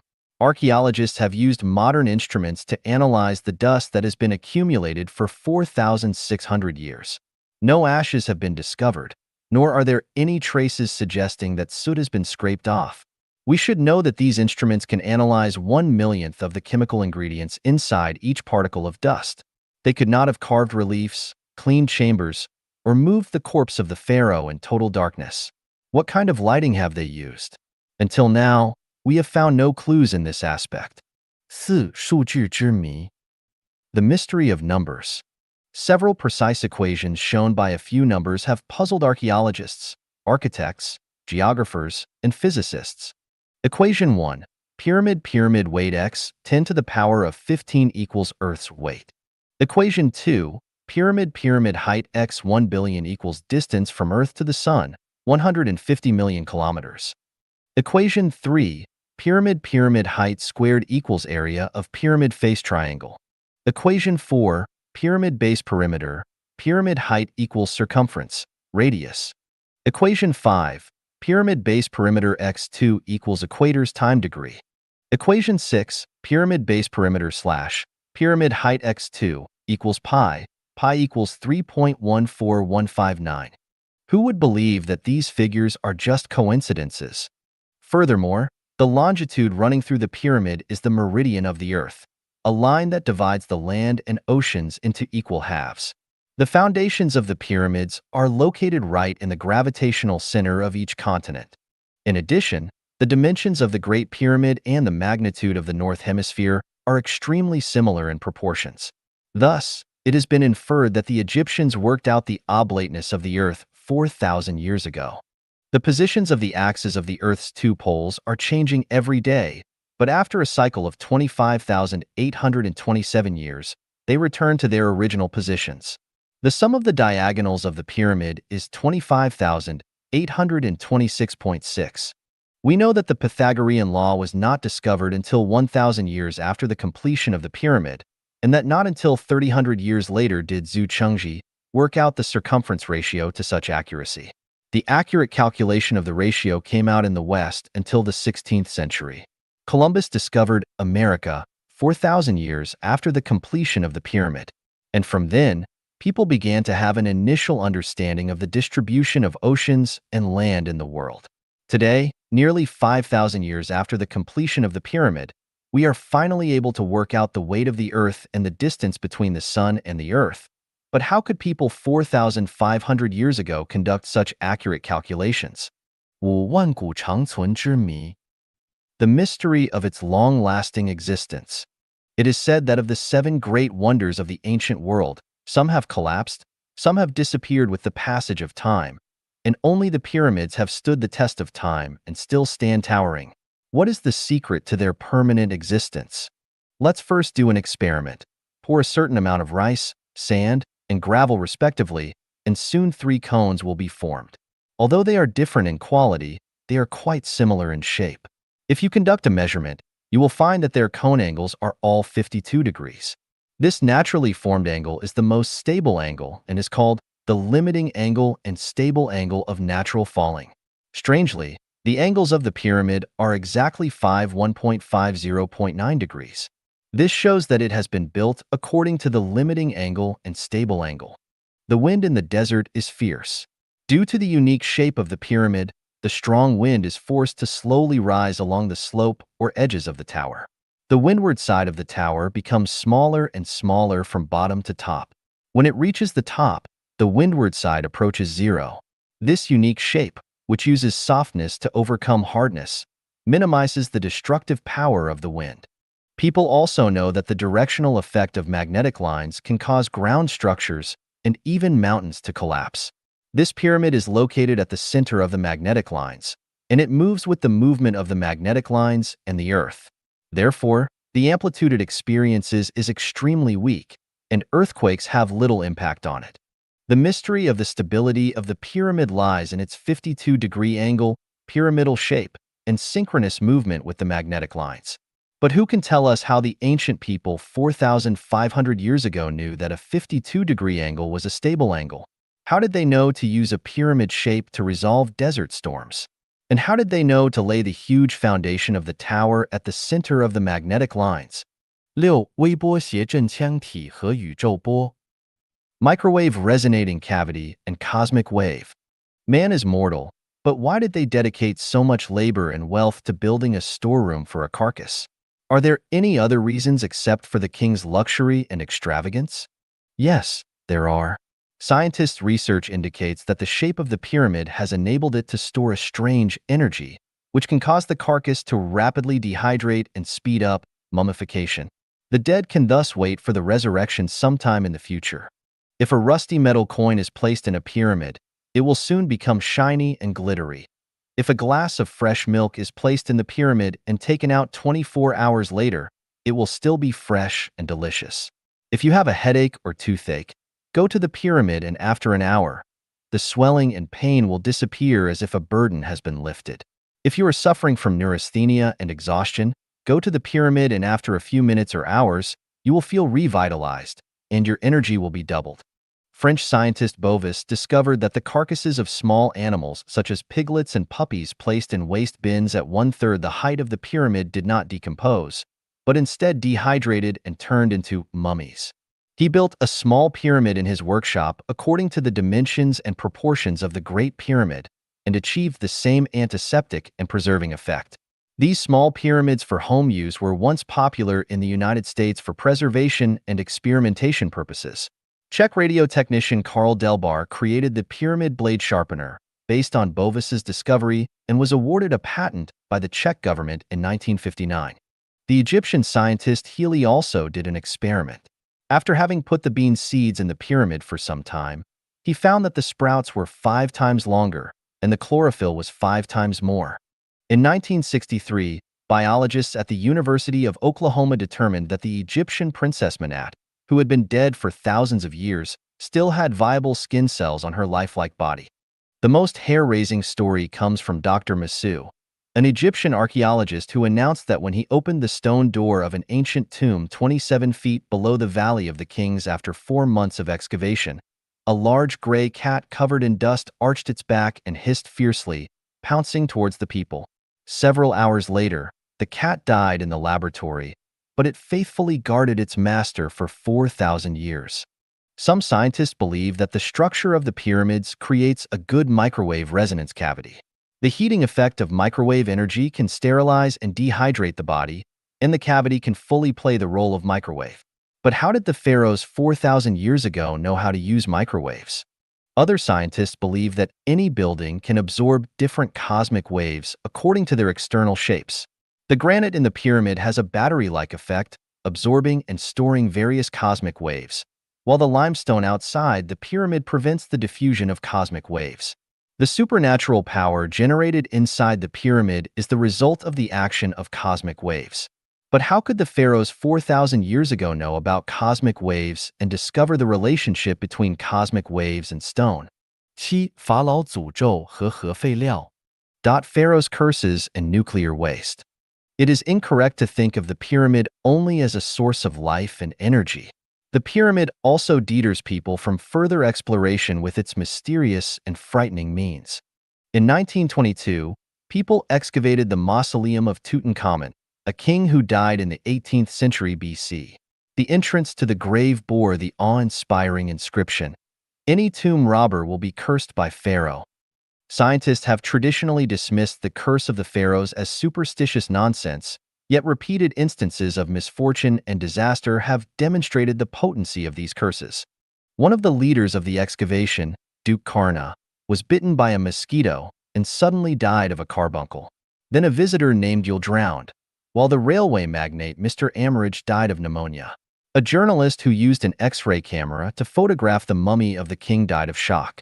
Dr. Kent's assistants, Mike and Pitcher, died one after another under mysterious circumstances. Pitcher's father committed suicide by jumping off a building, and an 8-year-old child was accidentally killed by a funeral car. Within 3 years and 3 months of the excavation, a total of 22 people connected to the project died mysteriously.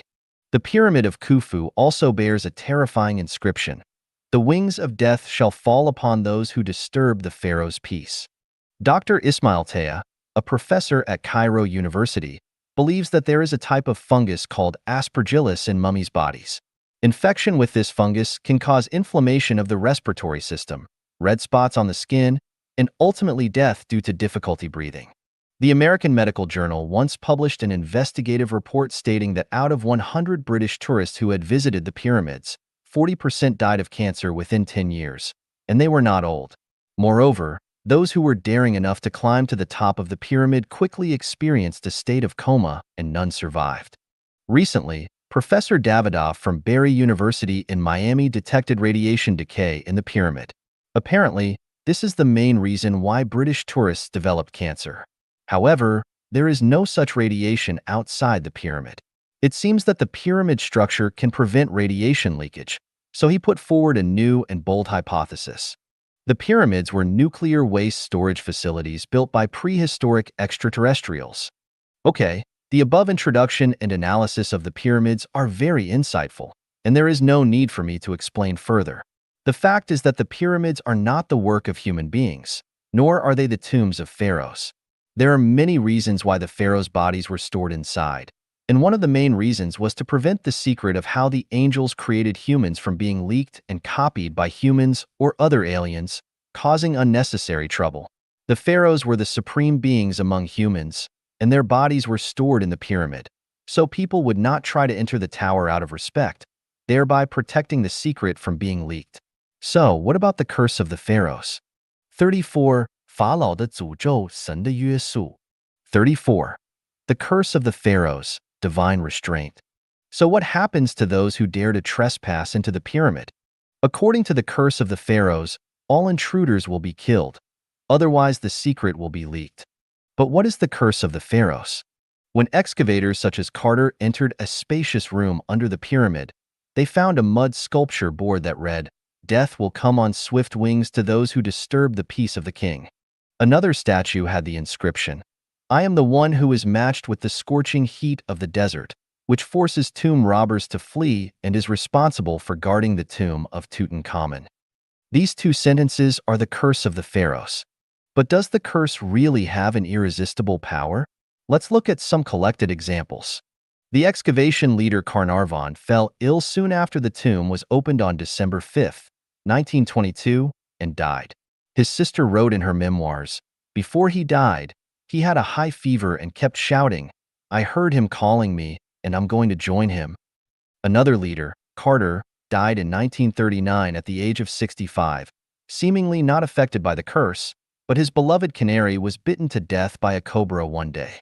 In addition, his daughter hanged herself shortly after her father's death, leaving a note that read, "I can no longer bear the curse."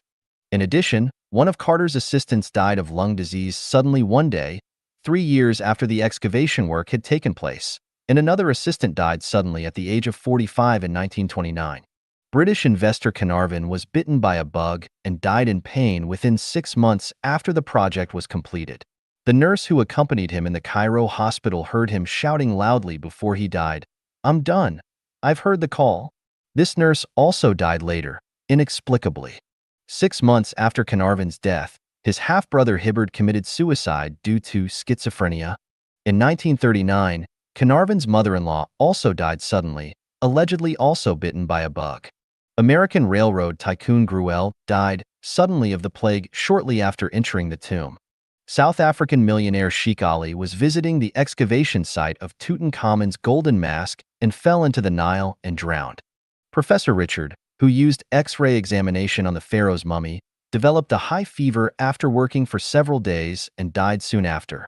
The director of the Cairo Museum, Meller, did not believe in curses and boasted about it. For weeks later, he suddenly passed away due to heart disease, according to doctors. By the end of 1923, 22 people who participated in the excavation mysteriously fell ill and died. In 1971, Mr. Emery, an archaeologist who searched for ancient tombs about 30 kilometers south of Cairo, suddenly became paralyzed and died shortly after. Professor Domitian, who copied inscriptions inside the tomb, also met with misfortune. The Egyptian government's antiquities administrator agreed to take Tutankhamun's relics out of Egypt and to exhibit them in Paris. He was hit by a car and died in the hospital 3 days later. His daughter was also involved in a car accident and was critically injured. Dr. Meverlitz, who was preparing for the Egyptian Antiquities exhibition, died suddenly at home a week after signing the exhibition agreement. 2 pilots who airlifted Tutankhamun's relics suddenly died from heart disease shortly after. During the exhibition of the Golden Mask in San Francisco, a police officer was hospitalized due to heart disease while on duty. When asked about the reason, he said, "When standing in front of the mask, there seems to be something producing a force behind me, making me shiver." Mr. Moses, who helped to knock down a major wall, died from a disease similar to a nervous breakdown. Reed, who conducted the first X-ray examination of the pharaoh's body, and American billionaire Wolf, also died subsequently. According to research, at least 40 archaeologists' sudden deaths were related to the pharaoh's tomb. The above are just records of famous people's deaths. What about the rest of the unnamed participants? Many people must have died inexplicably without realizing the cause, but because they were unknown, no one investigated the cause of death. Before the discovery of Tutankhamun's tomb in 1923, around 1900, a stone sarcophagus was excavated from an ancient Egyptian tomb. The coffin was inscribed with the words, "Whoever touches this coffin will be in trouble or will be swallowed by seawater." Indeed, participants almost all died inexplicably one after another. Later, the stone coffin was purchased by an American millionaire and was put on the Titanic in March 1912, ready to be transported to the United States for exhibition. Unexpectedly, the Titanic hit an iceberg while sailing on the sea, and both the coffin and the ship were swallowed by seawater. Above are some information about the deaths of people related to the Egyptian tombs that have been collected. Whether this information is true or not, please judge for yourself. If you don't believe it, you can hug Tutankhamun's golden mask or personally visit the ancient tombs in Egypt to see what happens. Because the pyramids are the womb of human birth, there are countless mysteries inside. Once these mysteries are discovered, they will directly affect whether humans should continue to survive on Earth, just like the current cloning technology. If humans can be replicated on a large scale, it will directly threaten the balance of life in various spaces and disrupt the order of the reincarnation of life. Therefore, humans cannot take risks. If the dogs we raise at home gradually possess human intelligence, should we continue to raise them or execute them? If someone is curious about the advanced military secrets of the Department of Defense, we first use guards, electronic protection, and other measures to defend. What if they have already penetrated the secret repository? Are we going to let them walk away and leak the high-level secrets? Peeping into the secrets of others is a very dangerous act and a foolish behavior that brings trouble upon oneself. Depending on the level of secrecy, the explorer will face the fate of being threatened, tongue cut, eye gouged, imprisoned, or killed. Let's just be honest people and not let our curiosity lead us to the path of death. All secrets will eventually be revealed to the world, but it takes time. It is not yet time for humanity to know, and at that time, There will be people who are destined to explain the mysteries. For those who know about cloning technology, it's best not to say anything. Think about it yourself. Alright, that's all about the curse of the pyramids and the pharaohs. Can we deduce the existence of the greatest creator from these mysterious phenomena? 35. 神秘的百慕大为何神秘? 35. Why is the Bermuda Triangle mysterious? I am not surprised or skeptical about geographical mysteries and phenomena because more than 20 years ago, I witnessed a miraculous sight on Sea Mountain in Zhangjiago City, Hebei Province. At that time, I was studying in Zhangjiago and liked to invite some classmates to go hiking on the mountain on Sundays. Once, we came to the half-slope of a mountain and saw 3 closely connected square caves with sides about 1 meter long, arranged side by side on the mountain. Curiosity naturally made us look into the caves. I don't remember the order in which we looked into the 3 caves, but I only remember that in one cave, there was a cold wind blowing directly at us. In another cave, drops of water fell into a small pool in the cave, and in the third cave, there was neither wind nor water, but the cave was full of ice blocks and ice edges. We stood at the cave's edge, using our imagination to speculate how such a strange sight was formed. It was late spring and early summer at that time, and the ice in the cave should have melted long ago. Where did the ice come from? Moreover, why were there no ice in the other 2 caves that were tightly adjacent?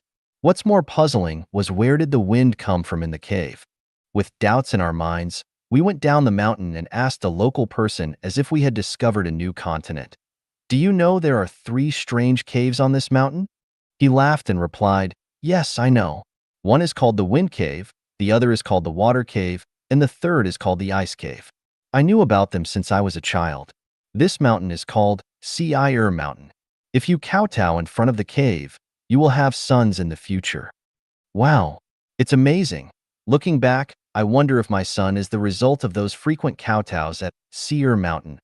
Sea Mountain seems to hold its own mysterious blessings, while Bermuda doesn't offer as much fortune.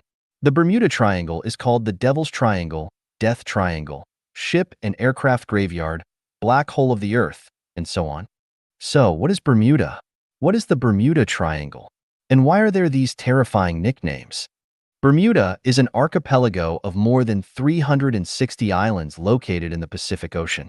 The Bermuda Triangle refers to a triangular sea area that extends from Bermuda in the north to Puerto Rico in the south of the Caribbean Sea and west to the southern tip of the Florida Peninsula in the United States. The reason Bermuda is known as the Death Triangle is that ships and airplanes often mysteriously disappear in this area. Below, I have excerpted several reports for everyone to understand the mystery of Bermuda. How terrible and mysterious is the Bermuda Triangle? More than 500 years ago, the famous navigator Columbus had encountered a magical and terrifying natural phenomenon in the Bermuda Triangle. It was in 1500, Columbus's 4th trip to America, passing through the Bermuda Triangle in the Atlantic Ocean. One day, Columbus and his companions on board came out of the cabin and stood on the deck, enjoying the beautiful seascape here. At that time, the sky was clear, the wind was calm, and the sea surface like a mirror reflected the dazzling moonlight, and the waves stirred up by the bow of the ship looked like piles of snow-white pearls. The vast expanse of sea and sky, connected by water, made people feel soothed, relaxed, and in high spirit. Just when Columbus and his companions were intoxicated by the beautiful and charming sea views, suddenly the weather changed dramatically. In an instant, the sky darkened, the strong wind blew, and the sea water rolled up waves dozens of meters high, like water walls attacking the deck. At this moment, the sailing ship was like sailing in a canyon, almost unable to see the sun, violently tossing on the sea, and Columbus nervously commanded the sailors. They tried to stop at the nearest Florida coast. Although all the people on board worked together to turn the course, all the navigation instruments on board suddenly failed, and the sailors were dizzy. Unable to distinguish the direction, the sailing ship seemed like a wild horse out of control, no longer obeying the sailors' control, and could only drift. The people on board only hoped to keep the sailing ship safe and escape from the danger. Finally, after several days and nights of hard work, they were lucky to escape from the storm and everything returned to normal. and the ship sailed forward steadily. Columbus recorded this thrilling experience in his sailing log. Regarding the mysterious disappearance of ships and sailors in the Bermuda Triangle, the earliest recorded incident was in August 1840 when a French sailing ship called the Rosalie was found anchored in the waters near Bermuda. The ship had its sails up and was carrying intact cargo such as fruits and silks, but there was no trace of any crew members on board. The only living creature found was a starving canary. No one knows what happened to the crew or what caused the incident. In 1872, a similar incident occurred when a two-masted sailing ship called the Mary Celeste encountered trouble 100 nautical miles west of the Azores. The ship sent out a distress signal, and 11 days later, when it was discovered by others, there was no sign of any crew members. However, the dining table was set with bread, butter, and other delicious food. Some teacups were still filled with coffee and water, the clock was ticking, and a bottle of machine oil was found on the sewing machine. All of these indicated that the ship did not encounter any severe weather conditions. But how can these phenomena be explained? In December 1945, Captain Taylor led 14 pilots from the U.S. 19th Flight Squadron on a training flight with 5 Avenger torpedo bombers from the airport in Fort Lauderdale, Florida. Taylor was an experienced pilot with 2,599 flying hours under his belt and should have had no problem completing such a training mission. However, when the squadron flew over the Bahamas base, suddenly received a call from Taylor. "My compass is not working. I am flying over land that is not connected." For the next 2 hours, radio communication was intermittent, but showed that they were flying roughly north or east. At 4 p.m., the command post received another call from Captain Taylor. "I can't figure out my position. I don't know where I am." Then the radio signal became weaker until it fell silent. The command post realized that something was wrong and immediately dispatched a seaplane to search. Half an hour later, people on an oil tanker saw a fireball, and the seaplane had crashed. In just 6 hours, 6 planes and 15 pilots disappeared without a trace, leaving authorities puzzled. The military decided to conduct the largest search ever, involving 300 aircraft and 21 ships, including aircraft carriers. The search covered every inch of the sea from the Bermuda Triangle to the Gulf of Mexico, lasting for 5 days, but still no trace of the 6 planes was found. In 1935, the sailors on the Italian freighter Rex watched as the American sailing ship La Dorada was gradually swallowed by the waves. However, 5 days later, they saw with their own eyes that the sailing ship was miraculously floating on the sea again. Another prominent example is the disappearance of the USS Cyclops, a U.S. Navy auxiliary ship carrying manganese ore, in March 1918. The giant cargo ship had 309 sailors and was equipped with good radio equipment at the time, yet it vanished without sending any distress signals. In 1951, while searching for a missing military ship in this area, a Brazilian seaplane discovered a massive black object moving at an astonishing speed beneath the waters of the Bermuda Triangle.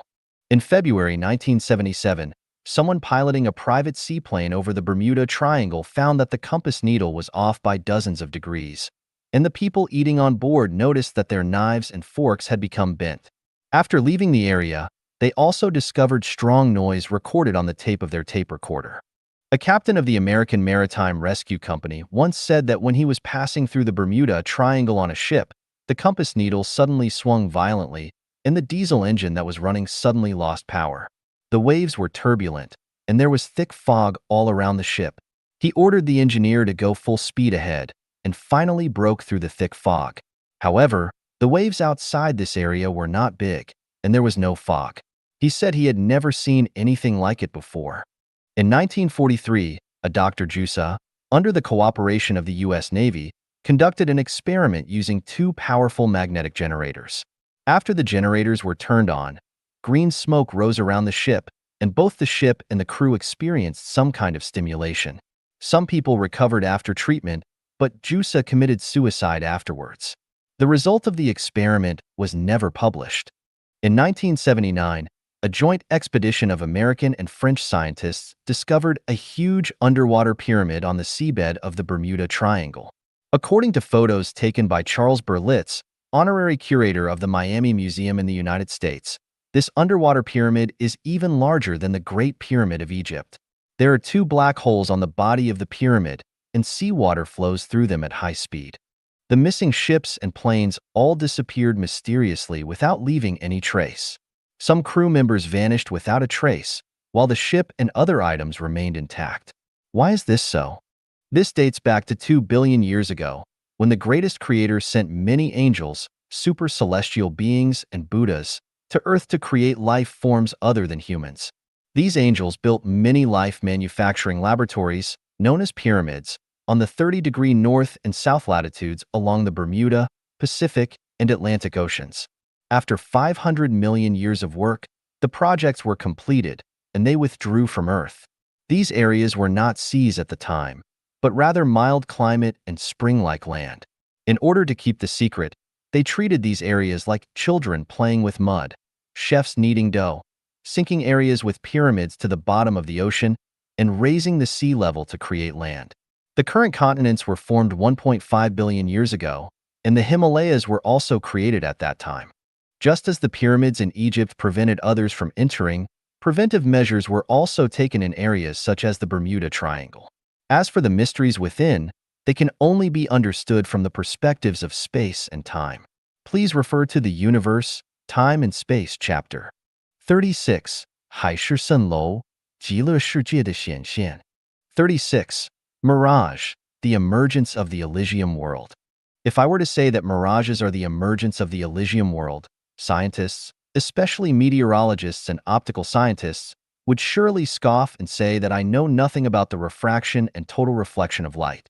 Indeed, my knowledge of optics and meteorology is only superficial, and I dare not show off my shallow knowledge in these fields, for fear of showing off my skills in front of an expert, or displaying low-level skills in front of an expert to impress them. But since I have a clear understanding of the origin of the universe, the origin of life, the origin of humanity, and the 36-dimensional spaces in my consciousness, I also have my own explanation for mirages. I hope that experts can further analyze them from different perspectives. What is a mirage? A mirage is the revelation of the celestials and Buddhas to human beings. It is the emergence of a drop of the scenery of the Elysium world of the 36-dimensional spaces in the human world. In other words, a mirage is the true scene of the existence of the Elysium world. Some people describe a mirage as elusive, ever-changing, seemingly real yet illusory, and like a fairyland. These descriptions are quite appropriate, especially the description of like a fairyland, which can be said to reveal the true scene of a mirage. Strictly speaking, a mirage is a fairyland, and the Elysium world of the West preached in Buddhism is such a scene. When people who are fated to see the vast mountains, boundless sea, towering pavilions and buildings, hidden city walls and castles, and peaceful mountains and rivers in the sky from places like the beach, desert, Gobi, and lakeside, they will definitely have an inexplicable feeling about the beautiful and illusory scenery in the sky. What is it? Where does it come from? Is it from heaven or from Earth? Scientists explain that it is an atmospheric optical phenomenon, the result of light refraction or total reflection in the atmosphere of different densities. More precisely, natural landscapes on Earth are illuminated by light, reflected into the atmosphere, and due to the drastic temperature changes in the desert or ocean, the local air forms different densities in the sky. When the reflected light from the object enters high-density air from low-density air, it refracts like a chopstick inserted into a water bowl, casting the natural landscapes of the Earth into the sky, and then a mirage appears. The explanation seems reasonable, but I would like to point out the following details and see how we can explain them. All explanations say that mirages are the refraction or total reflection of distant landscapes. I want to ask, what exactly is meant by distant? How far away is considered distant? Many sky appearances have been recorded. Have scientists found similar or alike landscapes on Earth corresponding to the distant mirages? What is the image formed after refraction, an upright or inverted image? If it is an inverted image, why is the image seen in the sky upright? If the image formed after refraction is upright, why are some mirages inverted? Do the reflected light rays enter from a rarer medium into a denser medium or from a denser medium into a rarer medium? In other words, Do the light rays refract from the sky downwards or from the ground upwards? Objects on the Earth reflect light towards the sky only from below. So how can reflections occur from above to below? Of course, we can say that light rays undergo infold refraction in the atmosphere, leading to reflections from above to below, but this is only theoretical and does not work in reality. If it did, we would see mirages every day. Experts say that in the scorching sun of the desert, due to the low specific heat of sand, the temperature rises quickly. The temperature of the lower air near the sand rises very high, while the temperature of the upper air remains low. This creates an abnormal distribution of temperature. Due to thermal expansion and contraction, the density of the lower hot air close to the sand is small, while that of the upper cold air is large. Therefore, the refractive index of the air is smaller in the lower layer and larger in the upper layer. When light reflected from distant higher objects enters from the denser upper layer to the rarer lower layer, it is refracted continuously, and the incident angle gradually increases. When it becomes equal to the critical angle, total reflection occurs, resulting in a mirage. This theoretical analysis seems reasonable, but I have a question. If this theory is correct, then mirages should be seen frequently in the sky above deserts all over the world. Why do some deserts not have mirages for decades? Are those deserts not within the scope of this theory? Of course, experts can argue that the desert where a mirage occurs must have a special geographic and climatic environment. Without this special nature, even if there is a desert, a mirage will not appear in the sky above it. So, I want to ask, what are the special conditions that make a mirage appear in the sky above a desert? Which desert on Earth does not have these special conditions? As for the mirages that occur near the sea, experts explain it this way. In the summer, on calm and still water, the upper layer of air is heated and has lower density, while the air near the water surface is cooled by the water current and has higher density. When the temperature difference between the upper and lower layers of air is large and the density is lower in the upper layer and higher in the lower layer, light reflected from islands, towns, ships, and other objects on the horizon can be refracted or totally reflected up and down, thus causing a mirage. Yes, during summer, the air above the sea is prone to forming a density pattern of lower density at the top and higher density at the bottom. But what about autumn and winter? On December 16, 2002, the Shandong region entered winter. So why did a mirage still appear on the Penglai Peninsula? If the experts' theory is correct, then the air above the sea during summer should always have this density pattern.